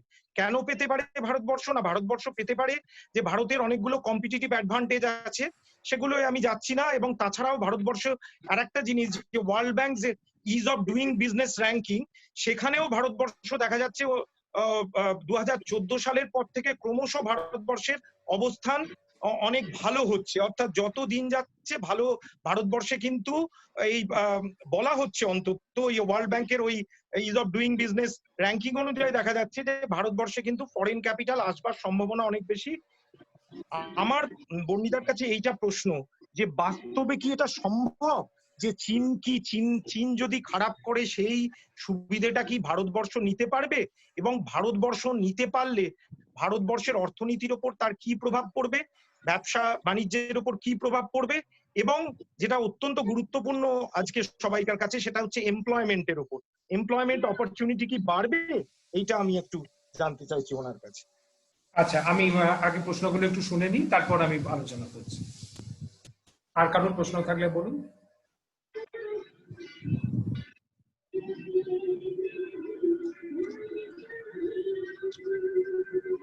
আর কারোর প্রশ্ন থাকলে? আর বন্নি, কেউ যদি আর কোনো প্রশ্ন, প্রশান্ত দা আপনি যদি কিছু বলতে চান, বা কেউ যদি রশ্মি, সার্থক, যারা যারা আছেন আর তারা যদি কেউ প্রশ্ন করতে চায়, সৃজন, অম্লান দা যদি কেউ প্রশ্ন করতে চান। শুধু প্রশ্ন নয়, যদি কেউ কিছু কন্ট্রিবিউট করেন আমার একটা প্রশ্ন যেটা বন্নি আমি না করে পারছি না, সেটা হচ্ছে উইথ রেসপেক্ট টু মানে তুমি যে বললে তাতে দুটো ফ্যাক্ট আমাকে খুব টাচ করেছে এই সময়ে। একটা হচ্ছে যে গোটা পৃথিবী জুড়ে যেখানে ব্রিটেন, ইটালি, ডিফারেন্ট দেশেতে গভর্নমেন্ট এক্সপেন্ডিচার অন হেলথ কমানোর চেষ্টা হয়েছে in terms of bed facilities everything, সেখানে সাডেনলি দুটো ফ্যাক্ট, একটা হচ্ছে সিঙ্গাপুর আর একটা হচ্ছে চায়না, সেইখানে খুব র্যাডিক্যালি ডিফারেন্ট পিকচার দেখলাম। অর্থাৎ সিঙ্গাপুর সবাইকে দিচ্ছে মানে কিট থেকে আরম্ভ করে এভরিথিং, এবং চায়না খুব ফাস্ট করেছে। এখন তোমার ডিসকাশনের কনটেক্সটটাই হচ্ছে যে প্রেজেন্ট এই যে নিওলিবারালিজম গভর্নমেন্টের রোলটা, এখন এখানে গ্লোবালি যেখানে নিওলিবারালিজম, যেখানে এত বেশি তোমার ডিসপ্যারিটি দেখা যাচ্ছে, ইকোনমিক ডিসপ্যারিটি, ইভেন ইরানের মতো দেশে সেখানেও বড় লোকদের ট্রিট করা হয়েছে, গরিব মানুষরা ট্রিটমেন্ট পায়নি। সেখানে ওয়াই সিঙ্গাপুর অ্যান্ড চায়না, মানে what kind of economic structure, political economy they are following? Is it a they are not communist economies? No, are they not liberal economy? What kind of economy they are following? That's my question. As far as I am concerned, that's my question. আর কোন প্রশ্ন? আমার দুটো প্রশ্ন আছে, যেটা একেবারেই পুরোপুরি মানে প্রেজেন্টেশন থেকে, যেটা মানে হয়তো আমি একেবারেই কোনো খুবই কম মানে কিছুই জানি না। হচ্ছে দুটো কথা তুমি তোমার প্রেজেন্টেশনে বলেছো, যেটা একটা কথা শুরু হয়েছিল যেখানে তুমি প্লুরালিস্টিক হেলথ কেয়ারের কথা বলছিলে। তো এই প্লুরালিস্টিক হেলথ কেয়ারের মানেটা কি? অনেক sector, public sector, private sector সবই থাকবে। আরেকটা যেটা প্রশ্ন মানে এটা কি প্রাইভেট আর পাবলিক দুটো মিলিয়ে প্লুরালিস্টিক? আর যে দ্বিতীয় আরেকটা প্রশ্ন ছিল সেটা হচ্ছে মানে শেষের দিকে বা একটু আগেই গ্লোবাল সাউথ নিয়ে তুমি কথা বলতে শুরু করেছিলে। এবার এই গ্লোবাল সাউথ এর ব্যাপারটা ঠিক আমি বুঝতে পারলাম না। গ্লোবাল সাউথ কিছু নয়, সাউথের দিকে যারা রয়েছে, ওয়ার্ল্ড ম্যাপের সাউথের পোরশনটার কথা বলতে চাইছি। গ্লোবাল সাউথ বলতে আর কিছু মানে এটা কি সাউথ ইস্ট এশিয়ার কথা বলছো না? মানে না, গ্লোবালি ম্যাপের যে সাউথ সেই জায়গাটা, মানে আফ্রিকা, সাউথ ইস্ট এশিয়া বলছো? হ্যাঁ, সাউথ ইস্ট এশিয়ার কথা বলছে না, গ্লোবালি সাউথ। কিন্তু তাহলে কি এর মধ্যে অস্ট্রেলিয়া বা নিউজিল্যান্ডও পড়বে? কারণ এরাও কিন্তু এক্সট্রিম সাউথের মধ্যে পড়ছে, সেই জন্যই কথাটা জিজ্ঞাসা। কথা এখানে আলাদা করে বলেনি, ডেটাগুলো যদি পাওয়া যায়, একটু দেখা যায়, তাহলে করা যায়, অ্যানালিসিসটা দেখা যায় কি বলতে চাইছে। ডেটাটা পেলে ভালো হয়, এই আর কি। এখানে আমার একটা জাস্ট ইন্টারজেকশন আছে, যেহেতু তুমি সার্থকের প্রসঙ্গটা তুললো। আসলে এইখানে বোধহয় ইকোনমিক্যালি গ্লোবাল সাউথ বলতে বোধহয় তোমার ডেভেলপিং নেশন গুলোকে আইডেন্টিফাই করা হয়। তার মধ্যে মেজরলি সাদার্ন হেমিস্ফিয়ারের কান্ট্রি গুলো ম্যাটার করে, যা কিন্তু তার মধ্যে ল্যাটিন আমেরিকা, আফ্রিকা, এইগুলো। হ্যাঁ, অ্যাকচুয়ালি আমাদের যে ডেভেলপমেন্ট প্যারাডাইম যখন আলোচনা করা হয় তখন নর্থ সাউথ ডায়ালগটার কথা বলা হয়। এই যে নর্থ সাউথ ডায়ালগটার কথা বলা হয় সবসময় তাই করা হয় যে নর্থ মানেই হচ্ছে একটু পিছিয়ে পড়া, সাউথ মানেই হচ্ছে তুমি যে কথাটা বলছো, এই ভুল বললাম, নর্থ হচ্ছে সবসময় একটু ডেভেলপ গুলো আর সাউথ গুলো হচ্ছে একটা ডেভেলপিং এর। হ্যাঁ, মানে নর্থ সাউথ ডায়ালগের মধ্যে যেহেতু northern maximum developing countries are concentrated in the northern hemisphere, ওই জন্য ওই পার্সপেক্টিভ থেকে ধরা হয় বোধহয়, ওই পার্সপেক্টিভ। ওই জন্য ডেভেলপমেন্ট লিটারেচারে সবসময় নর্থ সাউথ ডায়ালগ এটার উপর খুব গুরুত্ব দেওয়া। আচ্ছা, যাই হোক, আমি এবার প্রশ্নগুলোর আলোচনায় আসছি। প্রথমে প্রফেসর আমি জাস্ট আমার একটা ছোট প্রশ্ন ছিল, মানে I am not sure about it, কিন্তু আমার এই ডায়েটজিজম কনসেপ্টটা প্রচন্ড লাইক ইন্টারেস্টিং লাগলো। এটা নিয়ে আমি আগে পড়িনি, আমি স্কুল লেভেল ইকোনমিক্স এটা পড়াইনি। তো আমার এই যে কানেকশনটা করলে between dirigisme and surveillance dirigisme, the modern surveillance dirigisme, তাতে আমার ইয়ে হচ্ছে যে like even if we can't call modern surveillance diegetism, but still like what, like does modern like governmental surveillance but I don't know if it makes sense, but surveillance ki economy, like in this whole flux, economic flux, like what is the impact of surveillance on this? Like does it বলছো প্রশ্নটা কি করছো, roast করছো? আচ্ছা, বলছি বুঝতে পেরেছি, আমি সবগুলো শুনে নিয়েছি। এবার একটা কথা জানতে পারি? আমি অম্লান বিশ্বাস করছি। এখানে আপনার এই যে বক্তৃতা, তার মধ্যে একটা জায়গায় সার্কুলার ফ্লো, সেই বিষয়ে আপনি খানিকটা কথা বলেছেন। এখানে এই সার্কুলার ফ্লো যে জায়গাগুলো, এখানে একটা ডিসরাপশনের জায়গার কথা বলেছেন। ডিসরাপশন গুলো ম্যাগনিটিউড এবং পার্টিকুলার কোন কোন ক্ষেত্রে ডিসরাপশন গুলো হচ্ছে সেই বিষয়ে যদি একটু ডিটেইলে বলেন। ম্যাগনিটিউডটা আমি বলতে পারবো না, আমি খালি যে যে জায়গাগুলোতে ডিসরাপশনটা হচ্ছে সেইটা আপনাকে আরেকবার দেখাচ্ছি। আমি এই জায়গাটা আমি দেখাতে পারি যে কোথায় কোথায় সার্কুলার ফ্লোতে ডিসরাপশনসটা হচ্ছে, কিন্তু ঠিক কতখানি হচ্ছে এই ফিগারটা আমার কাছে এই মুহূর্তে নেই। আচ্ছা, ম্যাগনিটিউডটা জানতে পারলে আরো মানে বিষয়টা আরো পরিষ্কার বুঝতে পেরেছি কিন্তু না এক্স্যাক্টলি ওই ফিগারগুলো এখনো এতটা আমি পাই। আচ্ছা, ওকে। প্রথম প্রশ্নটা ছিল প্রফেসর সুরে, যে চায়নার সঙ্গে ইন্ডিয়ার যে ট্রেডের রিলেশনের কথা বলেছে, সেইটা দিয়ে উনি একটা ভবিষ্যতের কথা জানতে চাইছেন যে কতখানি এইটা নেবে। এখন ইন্টারন্যাশনাল ট্রেডেতে একটা কম্পারেটিভ অ্যাডভান্টেজ থিওরি পড়ানো হয়, কম্পারেটিভ অ্যাডভান্টেজের কথা পড়ানো হয়। এখন এই কম্পারেটিভ অ্যাডভান্টেজটা ডিপেন্ড করে যে আমার কাছে বেসিক্যালি কম্পারেটিভ অ্যাডভান্টেজের কনসেপ্টটা কি আমি সেটা একটুখানি বলছি। রিকার্ডিয়ান কম্পারেটিভ অ্যাডভান্টেজটা এরকম ছিল যে একটা কান্ট্রি ধরা যাক দুটো কমোডিটি তৈরি করছে, এক্স আর ওয়াই, দুটো তৈরি করতেই ক্যাপিটাল লাগে, লেবার লাগে। এটা একটা এ কান্ট্রিতে হচ্ছে, আবার বি কান্ট্রিতেও ধরা যাক এক্স আর ওয়াই তৈরি হচ্ছে, সেটা তৈরি করতেও এই এ আর বি তৈরি হচ্ছে, এবং সেটা করতেও ধরা যাক এই দুটো কমোডিটি তৈরি হচ্ছে এবং সেটা করতেও ক্যাপিটাল আর লেবার দুটোই কাজ হচ্ছে। এখন এখানে বলা হচ্ছে যে অ্যাডাম স্মিথ বলছিলেন যে যদি এরকম হয় যে ধরা যাক এ কান্ট্রির অ্যাবসলিউট অ্যাডভান্টেজ রয়েছে এক্স কমোডিটি প্রোডাকশনে, আর বি কান্ট্রির অ্যাবসলিউট অ্যাডভান্টেজ রয়েছে ওয়াই প্রোডাকশনে, in that case A export করবে এক্সটা আর বি এক্সপোর্ট করবে ওয়াইটা। তারা ওই দুটোতে স্পেশালাইজ করবে, অর্থাৎ এ স্পেশালাইজ করবে এক্স এ, বি তৈরি করবে এক্স স্পেশালাইজ করবে ওয়াইতে, এবং তারা মিউচুয়ালি ট্রেড করবে এবং বেনিফিশিয়াল। প্রশ্নটা এলো যদি এমন হয় যে এ কান্ট্রি এক্স আর ওয়াই দুটোতেই কম্পারেটিভলি মানে এফিশিয়েন্ট স্পেশালাইজ করতে পারছে বা তারা একটা অ্যাডভান্টেজ পজিশন আছে কম্পেয়ার টু বি, তাহলে কি ট্রেড হবে? এইটার আনসার অ্যাডাম স্মিথ বলেন, সেইটার আনসার পাওয়া গেল রিকার্ডোর কাছে। রিকার্ডো এসে তখন কম্পারেটিভ কস্ট অ্যানালিসিস করলেন, কম্পারেটিভ অ্যাডভান্টেজের কথা বললেন এবং বললেন যে কম্পারেটিভ অ্যাডভান্টেজ যে কান্ট্রি যাতে বেশি সে সেই থেকে এক্সপোর্ট করবে এবং সেটা সে অন্যটা সেই ইম্পোর্ট। তাহলে ইন্ডিয়া আর চায়নার রেসপেক্টে যদি আমি ভাবি, এখন তাহলে যেটা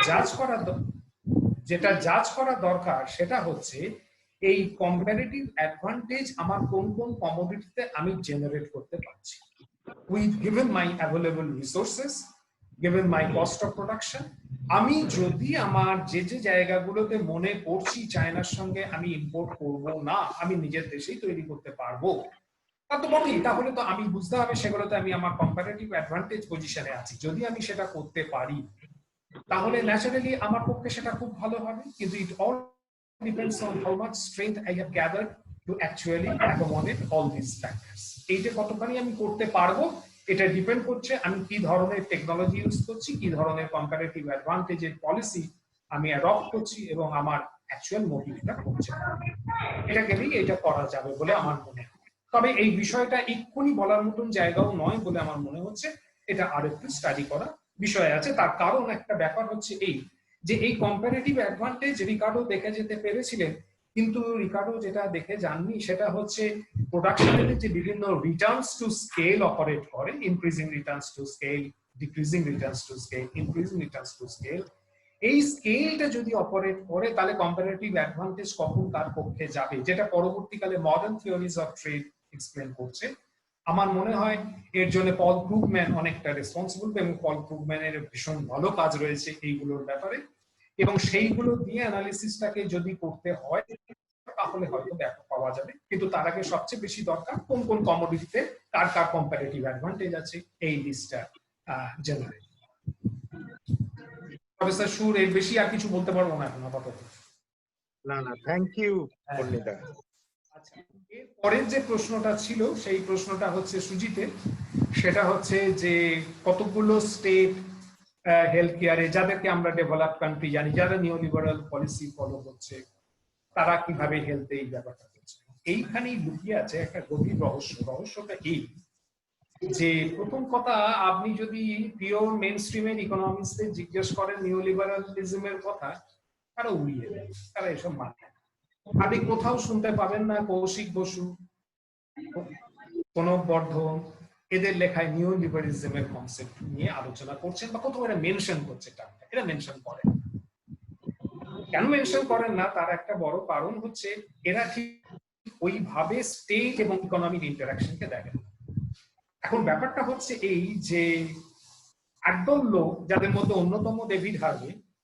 ডেভিড হার্ভে নিজেকে তো পলিটিক্যাল ইকোনমিস্ট বলছেনই এবং মার্কসিস্ট জিওগ্রাফারও বলছেন, এবং উনি যেভাবে এই স্টেট আর ইকোনমিক ইন্টারাকশনটাকে দেখছেন তার ফলে তো নিউলিবারালিজমের কনসেপ্টটাকে উনি দেখতে পাচ্ছেন, বলছেন, আইডেন্টিফাই করছেন, তার ল্যাকিং গুলো কোথায় সেখানে বলছেন।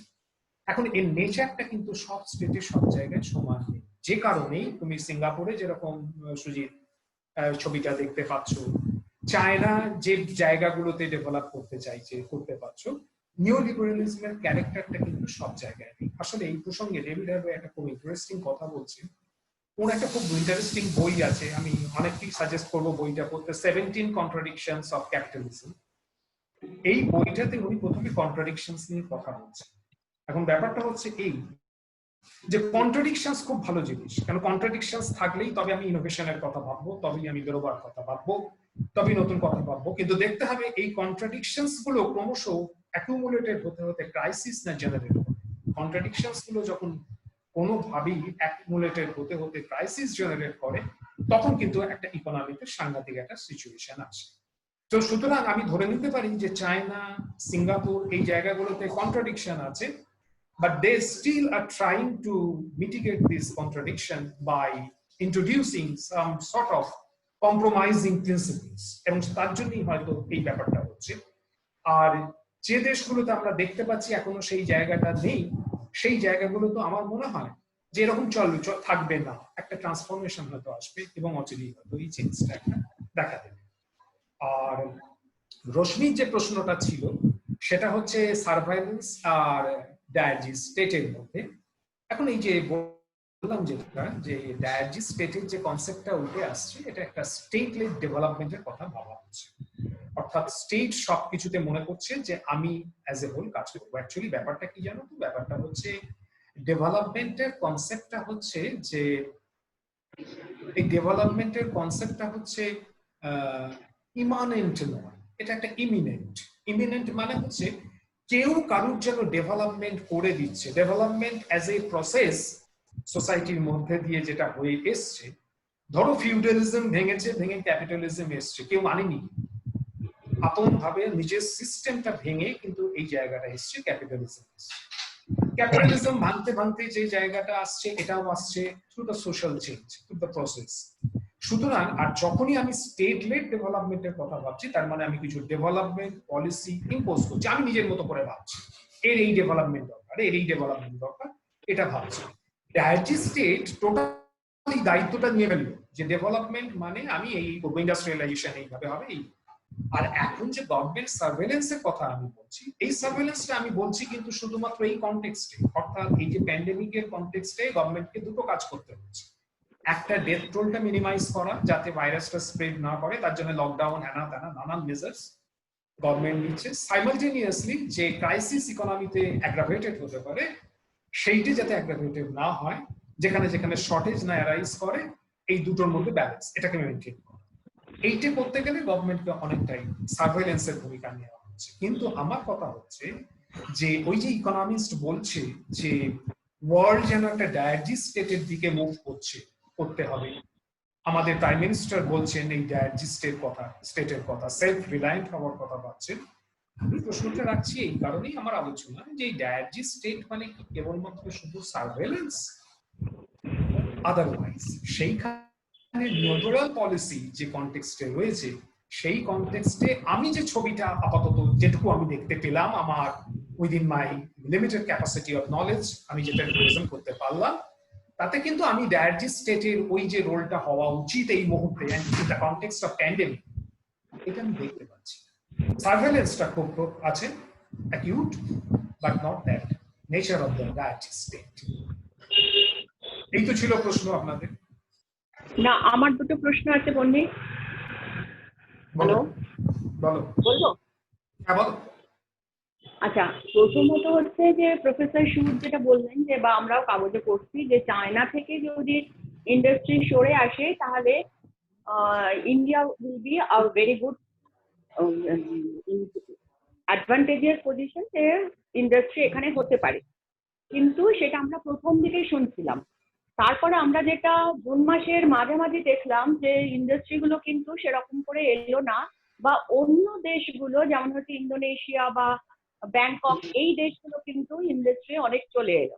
তাহলে এবারে মানে উনি যেটা বললেন যে ওয়ার্ল্ড ব্যাংকেও একটা প্রসপেক্ট দেখাচ্ছে যে আমাদের এখানে এই ফেসিলিটিস বা এইগুলো আসতে পারে। তাহলে কোথায় গন্ডগোলটা হচ্ছে? এটা হচ্ছে একটা মানে কোয়েশ্চেন নাম্বার 1। কোয়েশ্চেন নাম্বার 2 হচ্ছে, তাহলে যদি ইন্ডাস্ট্রি আসে বা আমাদের যদি ইন্ডাস্ট্রিগুলো আরো ডেভেলপ করে, তাহলে তো তোমার এনভায়রনমেন্ট আরো বেশি ডিগ্রেডেড হবে বা হবে না? এই ক্ষেত্রে নিও লিবারালিজমের যে কনসেপ্টটা সেটা কিভাবে কাজ করবে, বা স্টেট সেখানে কি রকম অ্যাকশন করতে পারে, সেটাই আমি বলছি। কারণ এখন তো এনভায়রনমেন্টের ক্ষেত্রে স্টেট খুব বেশি যে ইনিশিয়েটিভ নিচ্ছে আর কাগজে কলমে নিচ্ছে, কিন্তু তা সত্ত্বেও আমরা অনেক রকম অ্যাবারেশন শুনতে পাচ্ছি। তো সেইগুলোর ওপর যদি তুমি একটু কিছু বলো। আচ্ছা, প্রথম কথা যে প্রশ্নটা তোমার, সেটা তুমি বলছো যে চায়না ইন্ডিয়া ইন্ডাস্ট্রিজ, তা সেখানে একটা তুমি কথা বলছো প্রশ্নতে যে একটা প্রবলেমস এর কথা, যে প্রবলেমসটা কোথায়? প্রবলেমস কোথাও কিছু। দেখো, সিম্পল ব্যাপারটা যেটা, সেটা হচ্ছে যে আমি চায়না থেকে প্রচুর জিনিস ইম্পোর্ট করি, চায়না আমার দেশ থেকে প্রচুর জিনিস ইম্পোর্ট করে। এখন ধরা যাক আমি চায়না থেকে সেই ইম্পোর্ট গুলো কোনো কারণে রেস্ট্রিক্ট করলাম, চায়না আমার কাছ থেকে এই ইম্পোর্ট গুলো কোনো কারণে রেস্ট্রিক্ট করলো। এতে করে কে কোন অ্যাডভান্টেজ পজিশনে যাবে, কার ভালো হবে কার খারাপ হবে, আদৌ সেইটা আমি করতে চাইছি কিনা। এখন এইটা তো হচ্ছে তোমার নিওলিবারাল আউটলুক। ঠিক নিওলিবারাল আউটলুক যদি নাও বলি, তাহলে আমি যদি বলি এইখানে কোথাও একটা ট্রেড ইন্টারভেনশনের প্রশ্ন আসে এই কারণে যে আমি এই জায়গাতে দাঁড়িয়ে শুধুমাত্র মার্কেটের ওপর এই অ্যাডভান্টেজটাকে ছেড়ে দিয়ে এই মুহূর্তে পারবো না, তাহলে আমাকে স্টেটের একটা ভূমিকা নিতে হবে। স্টেট কি ভূমিকা নেবে?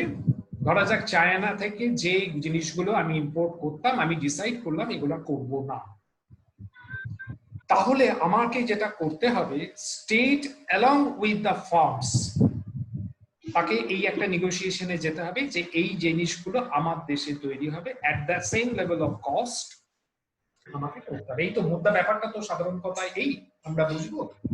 এইটা how far this will be possible or feasible. তো এইখানে ডিপেন্ড করছে এইবার যে interaction between the government and the business firms যারা এগুলো তৈরি করবে। এই ইন্টারাকশনটার মধ্যে বার্গেনিং থাকবে, ইন্টারাকশন থাকবে, এবং থাকবে কে কতটা টেকনোলজিক্যালি সাউন্ড। আমি এই জায়গাটা বলতে চাইছি। আদারওয়াইজ তুমি যদি মনে করো যে পৃথিবীতে সমস্ত জিনিস তুমি নিজে তৈরি করে নেবে, তুমি পারবে না। আজকে গ্লোবালাইজেশনের পর তুমি সেইটা পারবে না। তাহলে কম্পারেটিভ অ্যাডভান্টেজটা তোমাকে প্রথম ডিটারমিন করতে হবে, কোন কোন কমোডিটিতে আমার কতটা বেশি থাকে।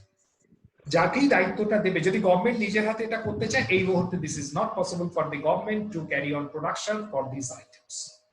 ন্যাচারালি গভর্নমেন্টকে লেট ডাউন করতে হবে টু দ্য ফার্মস। যদি করতে হয় তাহলে ফার্মগুলোর সঙ্গে গভর্নমেন্টকে নেগোসিয়েশনে যেতে হবে, আলোচনা করতে হবে। ফার্ম এমনি এমনি করবে না, তার লস করে ফার্ম এই কাজগুলো করতে যাবে না, ফার্মও তার কম্পারেটিভ অ্যাডভান্টেজকে কম্পেয়ার করবে। আচ্ছা, এবার এই কম্পারেটিভ অ্যাডভান্টেজ কম্পেয়ার করার পর তুমি দেখলে ABCD এই চারটে প্রোডাক্টের ক্ষেত্রে তুমি যেভাবেই ভাবো না কেন, চায়না থেকে তুমি ইম্পোর্ট করতে যে খরচ পড়ে তোমার ভারতবর্ষে তৈরি করলে তার খরচ বেশ কিছুটা বেশি হচ্ছে। অর্থাৎ ওই জিনিসগুলো ভারতের জনগণকে বিক্রি করতে গেলে এতকাল যে দামে তুমি বিক্রি করছো, এখন তাচ্ছে তোমাকে কিছুটা বেশি দামে বিক্রি করতে হবে। এইটা গভর্নমেন্ট কতটা মেনে নেবে এবং গভর্নমেন্ট কতটা বোঝাতে চাইবে, জনগণ কতটা এটাকে মেনে নেবে, ফার্স্ট এটা ডিসাইড করতে হবে। তাহলে আমার পক্ষে বেনিফিশিয়াল হচ্ছে আমার সঙ্গে ট্রেড করা চায়নার সঙ্গে, আদারওয়াইজ আমি তো এই জিনিসগুলো পাবো না। এখন এইরকম ভেরিয়াস অ্যাসপেক্টস রয়েছে যেগুলো এখানে। আর তুমি আবার বলছো ডায়ারজি স্টেটের একটা কনসেপ্ট বলছো যে নিওলিবারাল পলিসি এই ক্ষেত্রে কতটা ইউজ করে।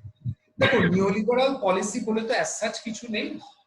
নিওলিবারাল পলিসি হচ্ছে একটা টার্ম ইনভেন্ট করা হয়েছে, কিছু লোক বলছে এই কারণে যে এই যে 1970s থেকে ওয়ার্ল্ডে এই যে থ্যাচার, রেগান এরা যে ব্যাপারটাকে নিয়ে এলেন, প্রাইভেটাইজেশন, গ্লোবালাইজেশন এন্ড লিবারালাইজেশন, এই পলিসিটাই আলটিমেটলি যেটাতে শেপ নিল, সেই জায়গাটাকে অনেকে বলতে চাইছে নিওলিবারালিজম। এখানে মার্কেটটা খুব বড় ফ্যাক্টর, মার্কেট ফান্ডামেন্টালিজমটা হচ্ছে খুব বড় ফ্যাক্টর।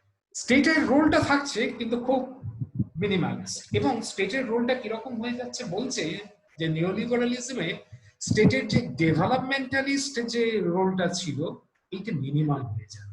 এইখানটাতে কন্ট্রাডিকশন আছে।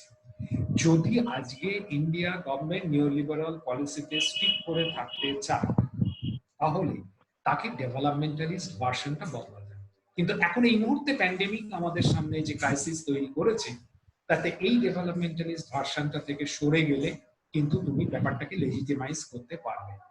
তাহলে তুমি কি করবে? সুতরাং এটা ডিপেন্ড করছে what sort of policies you are going to pursue in future. এটা একটা আর মোটামুটি এই তো আমার জন্য হচ্ছে। তাহলে একটা প্রশ্ন আছে, তাহলে প্যান্ডেমিকের আগে যে জিনিসগুলো হচ্ছিল তাহলে তুমি কি বলছিলে, তো মানে সেটা কি আমি এরকম যেটা বলতে চেয়েছি, আমি কিন্তু প্যান্ডেমিক নিয়ে খুব বেশি কথা প্যান্ডেমিক নিয়ে বলিনি, কিন্তু আমার মূল কথাটাই হচ্ছে যে পৃথিবীটা প্যান্ডেমিককে ফেস করার জন্য কিভাবে কতখানি তৈরি ছিল, আমার মূল জায়গাটা ছিল সেইখানে। আমি সেটা বলছি না, আমি বলছি প্যান্ডেমিকের আগে যে স্টেজটা চলছিল গভর্নমেন্ট অফ ইন্ডিয়া কি তাহলে নিওলিবারাল এই পাথটাকেই ফলো করছিল? অবশ্যই, এর ব্যাপারে কোথাও কোনো সন্দেহ নেই। এবং সেইটা নিয়েই তো বলা, সেইটা নিয়েই তো এত বিতর্ক, এত আলোচনা। এবং এই জায়গাটাতে হ্যাঁ বল না আমি তুমি শেষ। হ্যাঁ হ্যালো, হ্যাঁ শেষ হচ্ছে। আমার দু একটা কথা বলার আছে, একটু সুযোগ পাবো? হ্যাঁ বলুন। আচ্ছা, আমি হচ্ছে প্রশান্ত চট্টোপাধ্যায়। আমি ঠিক আলোচনার তর্ক বিতর্কে যাচ্ছি না, আমি শুধু কতগুলো অবজারভেশন এখানে রাখতে চাইছি, থিওরিটিক্যাল নয়, একবারে প্র্যাকটিক্যাল জায়গা। এইটা প্রফেসর দেবাশিস সুরের কথার উত্তরে খানিকটা খুব ভালো, খানিকটা বন্যি আপনার কথা থেকে আমার যেটা খুব মনে হচ্ছে, গভর্নমেন্ট স্টেটকে শ্যাডো করে দিয়েছে। State is shadowed by government. স্টেটে যা কিছু ইনস্টিটিউশন আছে সমস্ত গভর্নমেন্ট নিজে একেবারে অধিকার করে বসে রয়েছে এবং স্টেটকে ফাংশন করতে দিচ্ছে না, ফাংশন করছে গভর্নমেন্ট। এক, ধরুন এই যে আপনি প্লুরালিস্টিক যে সিস্টেমের কথা বললেন, শুধুমাত্র প্রাইভেট মেডিকেল হাউস আর গভর্নমেন্ট মেডিকেল, প্রাইভেট এবং পাবলিক, এই দুটো যোগফল প্লুরালিস্টিক মেডিকেল সিস্টেম, আমার মনে হয় সেটা খুব মিসনোমার। মানে আমার সত্যি মনে হচ্ছে প্লুরালিস্টিক কথাটার অর্থটা বোঝা যাচ্ছে না।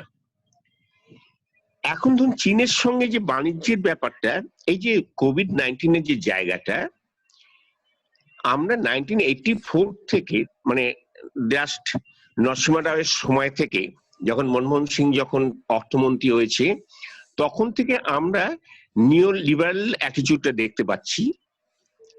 এখন এই সময় থেকে যা দেখা যাচ্ছে সেটা হচ্ছে যে একটা বাণিজ্যের একটা জায়গা, পুরো ফ্লোটা হোক, কোনো আমি রেস্ট্রিকশন করব না ইত্যাদি প্রভৃতি, যা সাধারণভাবে যা নোশান যা বলে। এখন এই যে ভাইরাসের যে সমস্যার জায়গাটা হলো, এই সময়ে আমরা কত জায়গা দেখতে পাচ্ছি, যেমন তার আগে থেকে আর একটা জায়গা হচ্ছে, সেটা হচ্ছে ক্যাপিটালিস্ট সিস্টেম সার্ভাইভ করে তার টেকনিক্যাল সায়েন্স দিয়ে। মানে টেকনোলজি একটা ভাইটাল সিস্টেম যেখানে ক্যাপিটালিস্ট সিস্টেমটা সার্ভাইভ করে। ইনোভেশন তার একটা ফ্লোর জন্য ফ্লাস্কের একটা বড় ফ্লাস্ক হচ্ছে ইনোভেশন। ভারতে মানে 84 থেকে আরম্ভ করে এই অবধি কোনো একটা বিষয়ে ফ্লো মানে ফ্লাস্ক দিতে পারে, মানে ফ্লো তৈরি করতে পারে, এমন কোনো ইনোভেশন প্রায় নেই। সামরিক অস্ত্রে, নিউক্লিয়ার পাওয়ারে সে কি হলো না হলো তাই দিয়ে একটা সোসাইটি চলে না। এখন তার ফলে আমি সবসময় নিওলিবারাল পলিসি বলতে যেটাকে কনসিভ করেছি সেটা হলো এফডিআই এর ইনক্রিজ এবং পাবলিক সিস্টেমকে উঠিয়ে দেয়া। ঠিক এই মুহূর্তে ভারত সরকার যতই ভাবুক না কেন সে আত্মনির্ভর হবে, আত্মনির্ভর যদি হওয়ার ইচ্ছে থাকতো তাহলে সে পাবলিক সেক্টরগুলোকে এইভাবে উঠিয়ে দিত না। প্রায় সমস্ত পাবলিক সেক্টর সে শেষ করে দিয়েছে। সুতরাং এর পরে যেখানে সে সমস্ত জায়গা উঠিয়ে দিয়ে এফডিআই কে নিয়ে আসছে, তার সঙ্গে সে যদি বলে যে আত্মনির্ভর হওয়ার ব্যাপারটা, এইটা খুব কন্ট্রাডিক্টরি জায়গা। এবং স্বাভাবিকভাবে চীনের সঙ্গে ভারতের বাণিজ্যের খুব সম্ভব 1 থেকে 1.5% চীনের টোটাল বাণিজ্যের 1 থেকে 1.5% ভারতের সঙ্গে। সুতরাং ভারত এলো গেল না তাতে তার খুব বেশি আশায় আসবে না। পলিটিক্যাল স্ট্র্যাটেজি বাদ দিলে ইকোনমিক্যাল জায়গা থেকে এখন আমরা সব জায়গা থেকে ব্লকড। আমার technological innovation block, public utility service আমি সব শেষ করে দিয়েছি। আজকে যখন আপনি ডেটাগুলো দিচ্ছেন বন্যি, তাতে আমি দেখছিলাম এই প্রাইভেট এবং পাবলিকের হসপিটালের যে যোগফলটা দেখছিলাম, সেখানে বহু জায়গাতেই private sector dominate, government sector বা পাবলিক সেক্টর সেখানে প্রায় নেই, খুব কম। তার মানে আমি একটা ডিপেন্ডেন্ট ইকোনমির দিকে মুভ করছি। সেখানে দাঁড়িয়ে আমি তো আত্মনির্ভরের কথা ভাবতে পারি না এবং আমি টেকনোলজিক্যাল ইনোভেশনের দিকেও ভাবছি না। ঠিক এই অবস্থায় যেখানে গভর্নমেন্ট সমস্ত ইনস্টিটিউশনের ওপরে প্রভাব বিস্তার করেছে, ক্যাপিটালিজমের যে একটা জাতীয়তা বোধের চরিত্র ছিল, সেই চরিত্রটাকে নষ্ট করে দিয়ে একটা ক্রোনি ক্যাপিটালিজমে আমরা ঢুকে পড়েছি। সেখানে দাঁড়িয়ে আমি কিন্তু আমার সামনে আর কিছু ভাবতে পারছি না, বরং যেটা হচ্ছে এই এন্ডেমিক এর ফলে আমার সমস্ত সার্ভিস কুইজড করে গেছে। এবং শুধু তাই নয়, ওয়ার্ক টু হোমেতে যে ঘটনাটা দেখা যাচ্ছে সেটা হচ্ছে প্রত্যেকটা কোম্পানি দেখছে কত কম ম্যান পাওয়ার এসে তার কাজটা করতে পারবে। এখন আর্টিফিশিয়াল ইন্টেলিজেন্সটা এসেছে তার আগে থেকেই, তার সঙ্গে প্যান্ডেমিক তাকে একটা ধার দিয়েছে। এইবারে আমার ওয়ার্কফোর্স সম্পূর্ণ বেকার হতে চলেছে সারাক্ষণই। এই অবস্থায় দাঁড়িয়ে প্রত্যেকটা মানুষ যেখানে অনিশ্চয়তার মধ্যে ভুগছে, এই যে ফেনোমেনা এবং কোভিড-19 নিয়ে যা প্রচার, সেই প্রচারের ফলে আমরা প্রত্যেকে যে ভয়ের মধ্যে ঢুকে গেলাম, সেই আতঙ্ক থেকে বেরিয়ে এসে আমি একটা ফ্রি স্টেট কি করে ভাবতে পারি, এই আলোচনাটা একটু বেশি হলে একটু আমার ভালো লাগবে আর কি। মানে আমার শ্রম উদ্বৃত্ত হচ্ছে, শ্রমিক উদ্বৃত্ত হচ্ছেন, এই শ্রমিকরা কি করবেন? কোথাও শোনা যাচ্ছে না যে 8 ঘন্টার লেবার আওয়ার্সটা 6 ঘন্টাতে চলে যাচ্ছে বা 4 ঘন্টা হচ্ছে, বরঞ্চ শোনা যাচ্ছে যেটা সেটা হচ্ছে প্রত্যেককে টোটালি স্কুইজড করে নিয়ে যাচ্ছে। এই যে ভয়ঙ্কর শ্বাসরোধকারী অবস্থা, সেই অবস্থা থেকে যদি কি করে আমরা বেরিয়ে আসতে পারি, এই জায়গাটা যদি আপনি আলোচনা করতেন। আমরা এইটুকু। প্রশান্তদা, খুবই উপকার হলো। হ্যাঁ বন্নি, বলো, তুমি বলো। না ঠিক আছে, তুমি বলো। না, আমার খালি একটা প্রসঙ্গ মনে পড়ে গেল এইটাতে, যে প্রশান্তদা যে কথাটা বলছেন সেটা তো একদম বাস্তব একটা ছবি। আর তোমার যে প্রেজেন্টেশন, সেখানে আমরা দেখতে পেলাম যে কিভাবে একটা স্টেট কিভাবে ধীরে ধীরে নিজেদেরকে, মানে সোসাইটি, স্টেট, তার সঙ্গে রিলেটেড পলিটিক্স, ইকোনমিক্স, কেমন ভাবে ধীরে ধীরে লাস্ট 50 বা 60 বছরে কিরকম ভাবে একটা অদ্ভুত অবস্থায় এসে হাজির হলো। এইখানে প্রশান্তদার কথাতে আমি একটা জিনিস বলতে পারি, যে আমার যেটা মনে হচ্ছিল যে এই যে আত্মনির্ভর ভারত, সঙ্গে এক্সপোর্ট আর এফডিআই, এই তিনটের মধ্যে একটা ইনবিল্ট কন্ট্রাডিকশন আছে প্রশান্তদা। প্রথম কথা হচ্ছে, আত্মনির্ভর ভারত বলতে গেলে ওরা বলবে, মানে একটা সেকশন অফ যারা ইকোনমিক্সে চালাচ্ছেন দেশে, তারা এটা ডেফিনেটলি বলবেন যে আমি ভারতীয় শিল্পপতিদেরকে বলছি তুমি এগিয়ে এসো।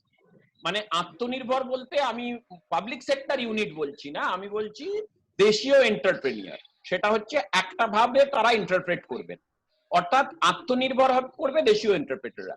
এখন প্রশ্ন হচ্ছে সেখান থেকে সেইটার জন্য তাদের যে রেলেভেন্ট, আপনি যে প্রসঙ্গটা তুললেন যে টেকনোলজি এবং ক্যাপিটাল, এই দুটো কোথা থেকে আসবে? অর্থাৎ এখনো তো দেশীয় এন্টারপ্রেনিয়াররা অনেকেই মোবাইল বানান, কিন্তু তার জন্য অনেক কম্পোনেন্টই তাদের বিদেশ থেকে আনতে হয়, এবং বেশিরভাগ এন্টারপ্রেনিয়ারকে ফান্ডিং করছে চাইনিজ কোম্পানি। অর্থাৎ একটা যে কন্ট্রাডিকশন আছে, এবং বন্নির শেষের দিকে উত্তরে আমি বুঝতে পারলাম যেটা, যে নিওলিবারালিজম বলে অ্যাজ সাচ ক্লিয়ার কাট কোনো ডেফিনেশন নেই।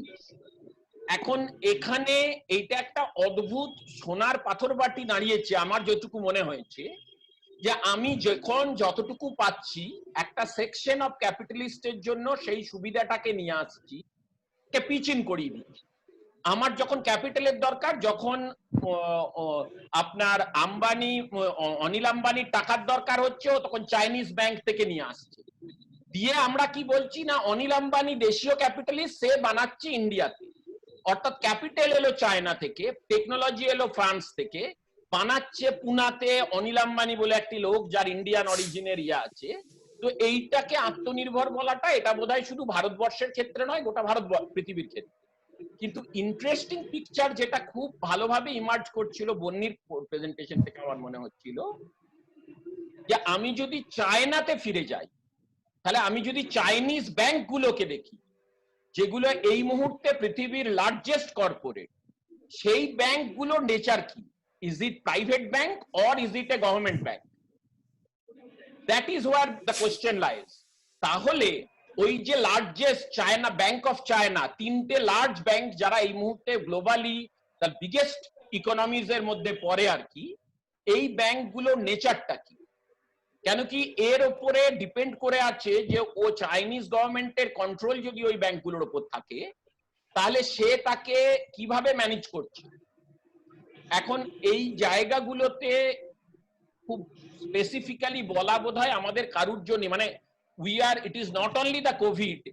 আমার ধারণা বন্যির প্রেজেন্টেশন থেকে আমার যতটুকু মনে হয়েছে, কোভিড এর সঙ্গে সঙ্গে ক্যাপিটালিজমের যে একটা ইনহেরেন্ট ক্রাইসিস, মেজর ক্রাইসিসের জায়গা তৈরি হয়েছে, আমরা বোধহয় সেইখানটাতে এসেছি।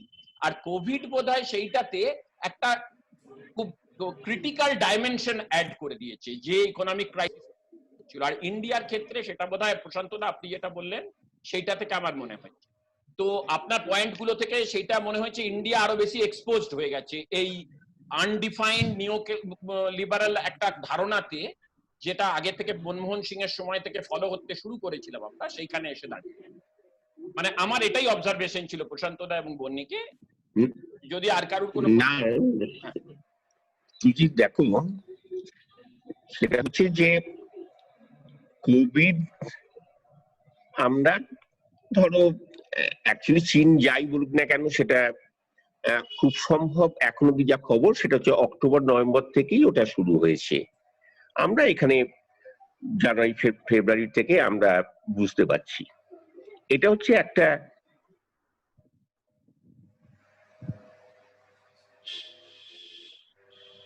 হ্যালো হ্যালো প্রশান্তদা, আপনারটা মিউট হয়ে গেছে। প্রশান্তদা, হ্যাঁ হ্যাঁ লেখা হচ্ছিল যে তুমি মিউট করে দিতে চাইছো। না না না না না, আমি ওটা দেখলাম মিউট হয়ে গেছে বলে আমি আনমিউট। এখন শোনা যাচ্ছে? এখন শোনা যাচ্ছে? শোনা যাচ্ছে, শোনা যাচ্ছে। আচ্ছা, আমি বলছি যে হ্যাঁ, আমি বলতে চাইছি যে আমাদের এইখানে সিস্টেমটা যেভাবে ডেভেলপ করছিল, প্রথম কথা বলি যে যেটা আমার বলা হলো না যে আগেই বলা উচিত ছিল, স্টেটের একটা নেচার একটা তৈরি হচ্ছে যে নেচারের মধ্যে প্রিডমিনেন্টলি একটা সার্ভেলেন্স যুক্ত রয়েছে। এটা আগে থেকেই এইটা টেকনোলজিকে যেভাবে ব্যবহার করা হচ্ছিল 4G থেকে 5G তে কনভার্সনও, এটা হয়তো সায়েন্সের একটা ইনোভেশনের জায়গা থেকে আমরা দেখব, কিন্তু একই সঙ্গে স্টেট এটাকে ইউজ করছে একটা সার্ভেলেন্সের অস্ত্র হিসেবে। মনে রাখতে হবে 4G থেকে 5G যাওয়া মানে আমার ক্যামেরা প্রত্যেকটা লিভিং অবজেক্টকে টার্গেট করতে পারবে। খুব মানে কেলেঙ্কারি একটা কাণ্ড, যাকে সে তো অন্য প্রশ্ন। এই যে খুব সাধারণভাবে এই যে কোভিডের পরে যে অ্যাপটা এসেছে, সেন্ট্রাল গভর্নমেন্ট যে অ্যাপটা নিয়ে এসেছে, সেই অ্যাপটা আধারের মতো সেও কিন্তু আমার সবকিছু ট্র্যাক করছে। তার মানে সোসাইটি একটা সার্ভিলেন্সের দিকে যাচ্ছে। সোসাইটি যাচ্ছে মানে সোসাইটিকে নিয়ে যাওয়া হচ্ছে। কে নিয়ে যাচ্ছে? আমরা এখানে দেখতে পাচ্ছি আমাদের এই সরকার নিয়ে যাচ্ছে। এই সরকার কি স্টেট? ডেফিনেটলি সরকারটি স্টেট নয়, স্টেটের অনেকগুলো ইনস্ট্রুমেন্টের মধ্যে সরকার একটা ইনস্ট্রুমেন্ট। কিন্তু সরকারের এই ইনস্ট্রুমেন্টের যে কোনো ভাবেই হোক অন্য সমস্ত ইনস্টিটিউশন গুলোকে সে প্রভাবিত করে তার ওপর সে দখলটা কায়েম করে নিয়েছে। তার ফলে এই যে স্টেটের যে অ্যাটিচিউড, এই অ্যাটিচিউডটা কিন্তু একই সঙ্গে আগে যে সার্ভিলেন্সের যে নেচার তার সঙ্গে মিশে যাচ্ছে, এবং স্টেট এখনো যেভাবে এগোচ্ছে তাতে সে প্রাইভেট এন্টারপ্রেনিয়রকে সে কিভাবে দেখবে না দেখবে এইটা খুব একটা আশাপ্রদ এখন অব্দি দেখা যায়নি। MSME তে সে যে টাকা দিচ্ছে তাতেও বোঝা যাচ্ছে না। এখন এই অবস্থায় দাঁড়িয়ে আমার একটা ব্যাপক ফোর্স, মানে এটা শুধু পরবাসী যারা শ্রমিক যারা রয়েছেন তারা শুধু নন, আমার এখানকারও যে লেবার ফোর্স রয়েছে, এই লেবার ফোর্সের কোনো কাজ করার জায়গা থাকছে না। 50-55 বছরের পর একজন মানুষ সে হঠাৎ করে ভাবছেন যে তিনি উদ্বৃত্ত হয়ে গেলেন, মানে তার কোনো কাজ নেই। এই যে জায়গাটা, এই জায়গাটার মধ্যে, এই অনিশ্চয়তা আশঙ্কার মধ্যে কিন্তু কোনো ইনোভেশন সম্ভব নয়। ইনোভেশনের জন্য যে ধীর স্থির পরিবেশটা দরকার, এই পরিবেশটা সম্পূর্ণভাবে বিঘ্নিত হচ্ছে।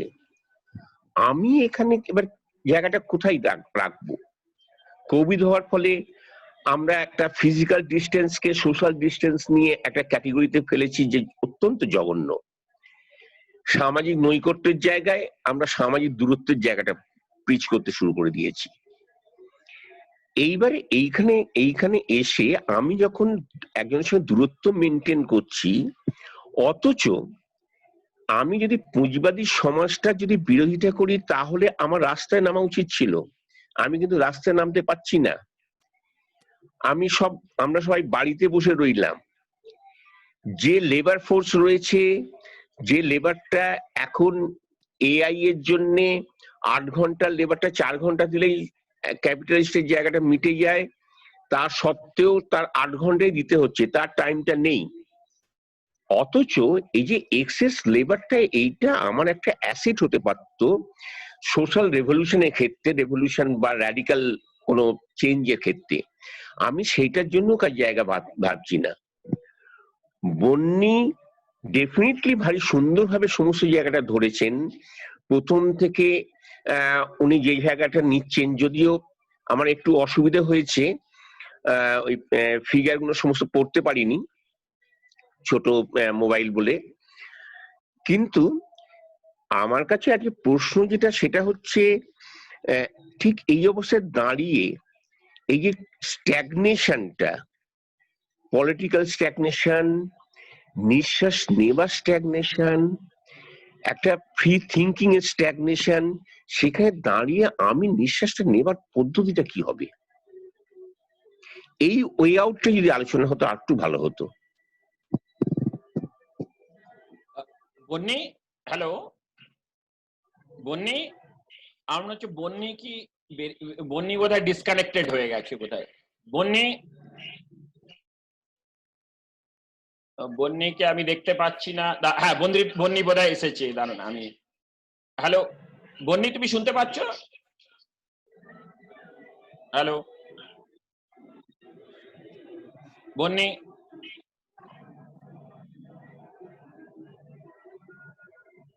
হ্যাঁ বন্নি, হ্যাঁ এবার বোধহয় ওর অডিওটা লাগছিল। যাই হোক, তো প্রশান্ত দা, আমার মনে হয় আজকে তো মোটামুটি আমরা যা আলোচনা করলাম। বন্নি, তুমি শুনতে পাচ্ছ? বন্নি, হ্যাঁ, আমার মাঝখানে কানেকশনটা চলে গেছিল। হ্যাঁ আমি বুঝতে পেরেছি, তোমাকে হার্ডলি আমরা তোমাকে আবার রিকানেক্ট করলাম। হ্যাঁ, তো আমার মনে হয় অনেকে ছিলেন, অনেকে আস্তে আস্তে টাইমও হয়ে গেছে, অনেকক্ষণ ধরে সময়। প্রথমে বন্নিকে ধন্যবাদ জানাই যে এটা করার জন্য। আর আজকের এই মিটিং এর পরে আজকে বাবলি কিছু বলেনি আর কি, তো বাবলি কি আজকে শেষ করবে গান দিয়ে একটা? আমরা আজকে শেষ করি বাবলির একটা গান দিয়ে নাকি? তার আগে এক সেকেন্ড বাবলি, তার আগে একটা জিনিস বলি। বন্নি, প্রশান্তদা, তুমি প্রশান্তদার কথার কিছু উত্তর প্রশান্তদা চাইছিলেন, তাই তো প্রশান্তদা? হ্যালো, না আসলে উত্তর আমি ওইভাবে উত্তর কিছু চাইছি না। আমি বলছি যে আসলে আমরা এই জায়গায় যদি জয়েন্টলি ইনভলভ করতে পারি, এটা একটা এই পোর্শনে যদি আলোচনাটা নিয়ে যেতে পারতাম। উত্তর কিছু চাইছি না। বুঝতে পেরেছি। ঠিকই কথা বলছি। আচ্ছা, আমি একটা জিনিস বলতে চাই। আমার মানে ভীষণ মানে ভালো লেগেছে। আমি ইকোনমিক্স এর কিছুই জানি না, আমার কোনদিন স্কুলেও এই সাবজেক্টটা ছিল না, বাট তোমার প্রেজেন্টেশন থেকে আমার মনে হয় আমার মতো বিগিনারের পক্ষেও বোঝাটা অনেক মানে ইজি হয়েছে। তো আমি সেজন্য রিয়েলি গ্রেটফুল তোমার কাছে। আচ্ছা, থ্যাংক ইউ। আমি একটা কথা প্রশান্তদার উত্তরে বলি, সেটা হচ্ছে যে খুব সংক্ষেপে বলছি, এই ইনোভেশনের যে কথাটা আসছে সেটা হচ্ছে একটা কথা খুব প্রচলিত আছে, জানো তো, ন্যাশনাল ইনোভেশন সিস্টেম। তো এই ন্যাশনাল ইনোভেশন সিস্টেমটা যদি ইন্ডিয়ার রেসপেক্টে দেখি, তাহলে এরকম একটা ব্যবস্থা একটা সময় ছিল। আমি সেই সময়কার কথা বলছি যখন আমার 2001-2 পর্যন্ত আমি এইগুলো নিয়ে একটু নাড়াচাড়া করেছিলাম গবেষণার খাতিরে, এবং তখন আমাদের একটা কমিশন আছে যেখানে গ্রাসরুট লেভেলে যেসব ইনোভেশন গুলো হয় সেগুলোকে প্রাইজ দেওয়া হয়, সেগুলোকে রাষ্ট্রপতির তরফ থেকে ডাকা হয় এবং তাকে পুরস্কৃত করা হয়। এরকম গ্রাসরুট লেভেলে প্রচুর লোকজনের অদ্ভুত অদ্ভুত ভালো ইনোভেটিভ আইডিয়া এবং ইনোভেশনের কাজ আছে, কিন্তু মুশকিল হচ্ছে গভর্নমেন্ট এগুলোকে লেজিটিমাইজ করেনি কোনো সময় এবং এগুলোকে কাজে লাগানো হয়নি। এবং ভারতবর্ষে যদি দেখেন যে বিজনেস ফার্মগুলোর ক্ষেত্রে ইনোভেশনকে জাস্টিফাই করে যে R&D expenditure, technology acquisition, technology diffusion, এই যে ডেটাগুলোকে নিয়ে যদি একটু আলোচনা করা যায়, এগুলোই একটা সময় আমার গবেষণার বিষয় ছিল। এবং তখন আমি সেখানে যেটা দেখেছি যে ইন্ডিয়ার রেসপেক্টে এই টেকনোলজিক্যাল ইনোভেশনটা খুব যে বেশি ম্যাটার করেছে ফার্ম লেভেলে, তার আউটপুট বাড়াতে, তার প্রফিট জেনারেট করতে, এই ল্যাকিংটা কিন্তু আছেই।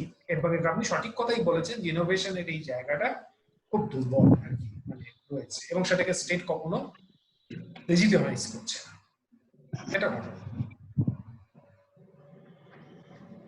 তাহলে কি কখন এখানেই শেষ হবে? হ্যাঁ, আমি শেষ করার আগে একটা দুটো জিনিস বলে নিতে চাই, মানে সুজিত দা, হ্যাঁ প্লিজ, হ্যাঁ দেবজ্যোতি বলো। দেবজ্যোতি বলছিলাম। বলো। নমস্কার। হ্যাঁ, আমি একটু আমি ইকোনমিক্স নিয়ে এত কিছু, তবু আমি একটু কিছু বলছি আমার রিয়েল লাইফের কথা। আমি সোশ্যাল নিয়ে আমি এখন একটু কাজ করছি। আমি অ্যাকচুয়ালি NULM ডিপার্টমেন্টে রয়েছি, ন্যাশনাল আরবান লাইভলিহুড মিশনে। হ্যাঁ, তা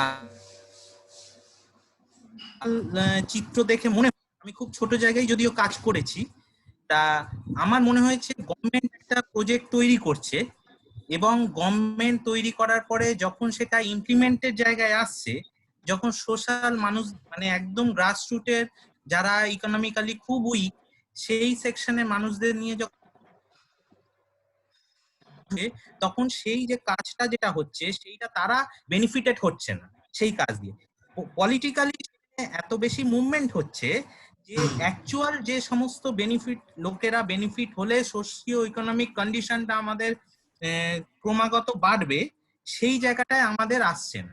ধরুন আমি একটা উদাহরণ দিচ্ছি, ধরুন একজনের সত্যিকারের প্রয়োজন একটা লোনের উদাহরণ দিচ্ছি, যেটা একজনের একদম লোনের প্রয়োজন, কিন্তু দেখা যাচ্ছে সামহাউ পলিটিক্যালি প্রেসারে সে লোনটা পাচ্ছে না, অন্য আরেকজন পাচ্ছে। এবং কে পাচ্ছে? সেই ভদ্রলোক পাচ্ছে যে কিনা তার প্রয়োজন নেই সেই লোনটার। এবং কোন গভর্নমেন্টের কাজ, আমি উদাহরণ দিচ্ছি, রিসেন্ট একটা হুগলি ডিস্ট্রিক্টে মনে হয় মাস্ক নিয়ে সবচেয়ে বেশি ইন্ডিয়া বেশি হলো মাস্ক তৈরি করেছে ওয়েস্ট বেঙ্গল, এবং ওয়েস্ট বেঙ্গলের মধ্যে হুগলি ডিস্ট্রিক্ট মাস্ক তৈরি করেছে, মানে মুখের মাস্ক যেগুলো, সেটাতে সবচেয়ে বেশি কারা? স্বনির্ভর গোষ্ঠীর মহিলারা একদম। কিন্তু দেখা যাচ্ছে এই যে স্বনির্ভর গোষ্ঠীর মহিলারা মাস্ক তৈরি করেছে, তাদের পিছনে একটা বড় সেক্টর আছে, যেটা প্রশান্ত স্যার বললেন যে একটা বড় অর্গানাইজেশন। অ্যাকচুয়ালি গভর্নমেন্ট যদি এই সমস্ত মহিলাদের সরাসরি অর্ডার দিত মাস্ক তৈরি করার জন্য, তাহলে এরা বেশি বেনিফিটেড হতো। কিন্তু আপনি আশ্চর্য বিশ্বাস করবেন কি না যে এরা এক এক মাস্ক তৈরি করে মাত্র 25 পয়সা থেকে 1 টাকার মধ্যে, মানে একটা মাস্ক সেলাই করে এরা সেই ভদ্রলোককে দেবে যে হলো তাদের কাছ থেকে মাস্কটা নিচ্ছে, অর্ডার দিয়েছে, 1 টাকা পার পিস। এবার তাহলে তাদের ভাব সারা দিনে কত মাস্ক তৈরি করলে তাদের ইকোনমিক্যালি স্ট্রং তারা হতে পারবে। আমি কি বললাম, একটু বোঝাতে পারলাম জিনিসটা? একদম। যে গ্রাসরুটে যারা ডেফিনিট মানে বেনিফিটটা হতে পারতো, অ্যাকচুয়ালি তারা কিন্তু বেনিফিট হচ্ছে না, মাঝখান থেকে সামহাউ একজন এটা নিয়ে নিচ্ছে। না, ঠিক কথা বলছো।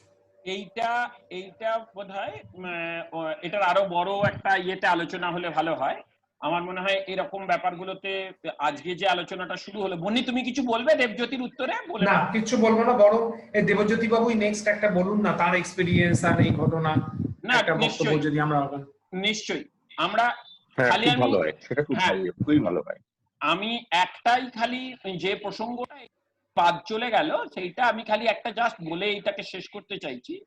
সেটা হচ্ছে বন্নি, এই যে ডায়াজেস্টিক তুমি যে মডেলটা বলছিলে, কথা বলছিলে, এর একটা বোধহয় আইডিয়াল হচ্ছে নর্ডিক মডেল বলে একটা মডেল আছে, যেটা স্ক্যান্ডিনেভিয়ার 3টে কান্ট্রি ফলো করে, এবং যারা এই মুহূর্তে গ্লোবাল ডেভেলপমেন্ট ইন্ডেক্স বলো বা হ্যাপিনেস ইন্ডেক্স বলো, এগুলোতে আগে আছে। এইখানে কিন্তু যে মডেলটা ওরা ফলো করেন, সুইডেন, নরওয়ে, ফিনল্যান্ড, এই 4টে দেশ, এরা একটা স্পেশাল মডেল চালু করে, যেখানে স্টেটের রোল কিন্তু খুব প্রমিনেন্ট, এবং যেখানে ক্যাপিটালিজমকে ডিসকার্ড করা হয় না, কিন্তু সেটাকে খুব অদ্ভুত ভাবে কোএক্সিস্ট করানো হয়। এবং that is I think one of the very highest level of model, যেটা রিসেন্টলি আমি কোনো একটা পেপার পড়তে গিয়ে দেখলাম। তাই আমি জাস্ট এটাকে তোমার সামনে নিয়ে এলাম, যে যদি কখনো পরে তুমি নর্ডিক মডেল নিয়ে কথা বলতে পারো। আর আজ এইখানে আমরা শেষ করছি। সকলকে ধন্যবাদ সকলে থাকার জন্য। আজকে বাবলি একটা ছোট গান গেয়ে শেষ করে দেবে নাকি? হ্যাঁ, খুব ভালো, খুব ভালো। হ্যাঁ, বাবলি একটা গান করো। বাবলিকে আজকে বাবলি, এনাকে আমি চিনতে পারলাম না, এই চন্দ্রানী মুখার্জি। তুমি বাবলি, আমাদের বাবলি খুব প্রশান্তরা বলবে, বাবলির পরিচয়টা প্রশান্তরা বলবে। না না, বাবলি গান গেয়ে ওটা পরিচয়টা দেবে। আচ্ছা বাবলি, আচ্ছা ঠিক আছে, বাবলি গানটা গাওয়া হোক।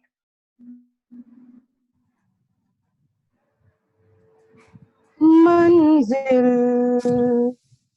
ना रही कोई, ठिकाना भी नहीं है, मंजिल ना रही कोई, ठिकाना भी नहीं है,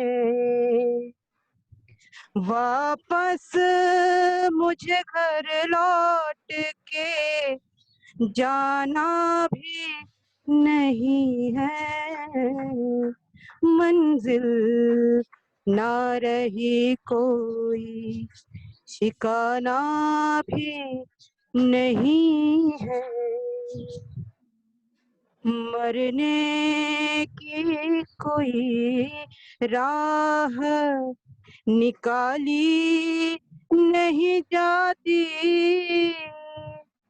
मरने की कोई राह निकाली नहीं जाती,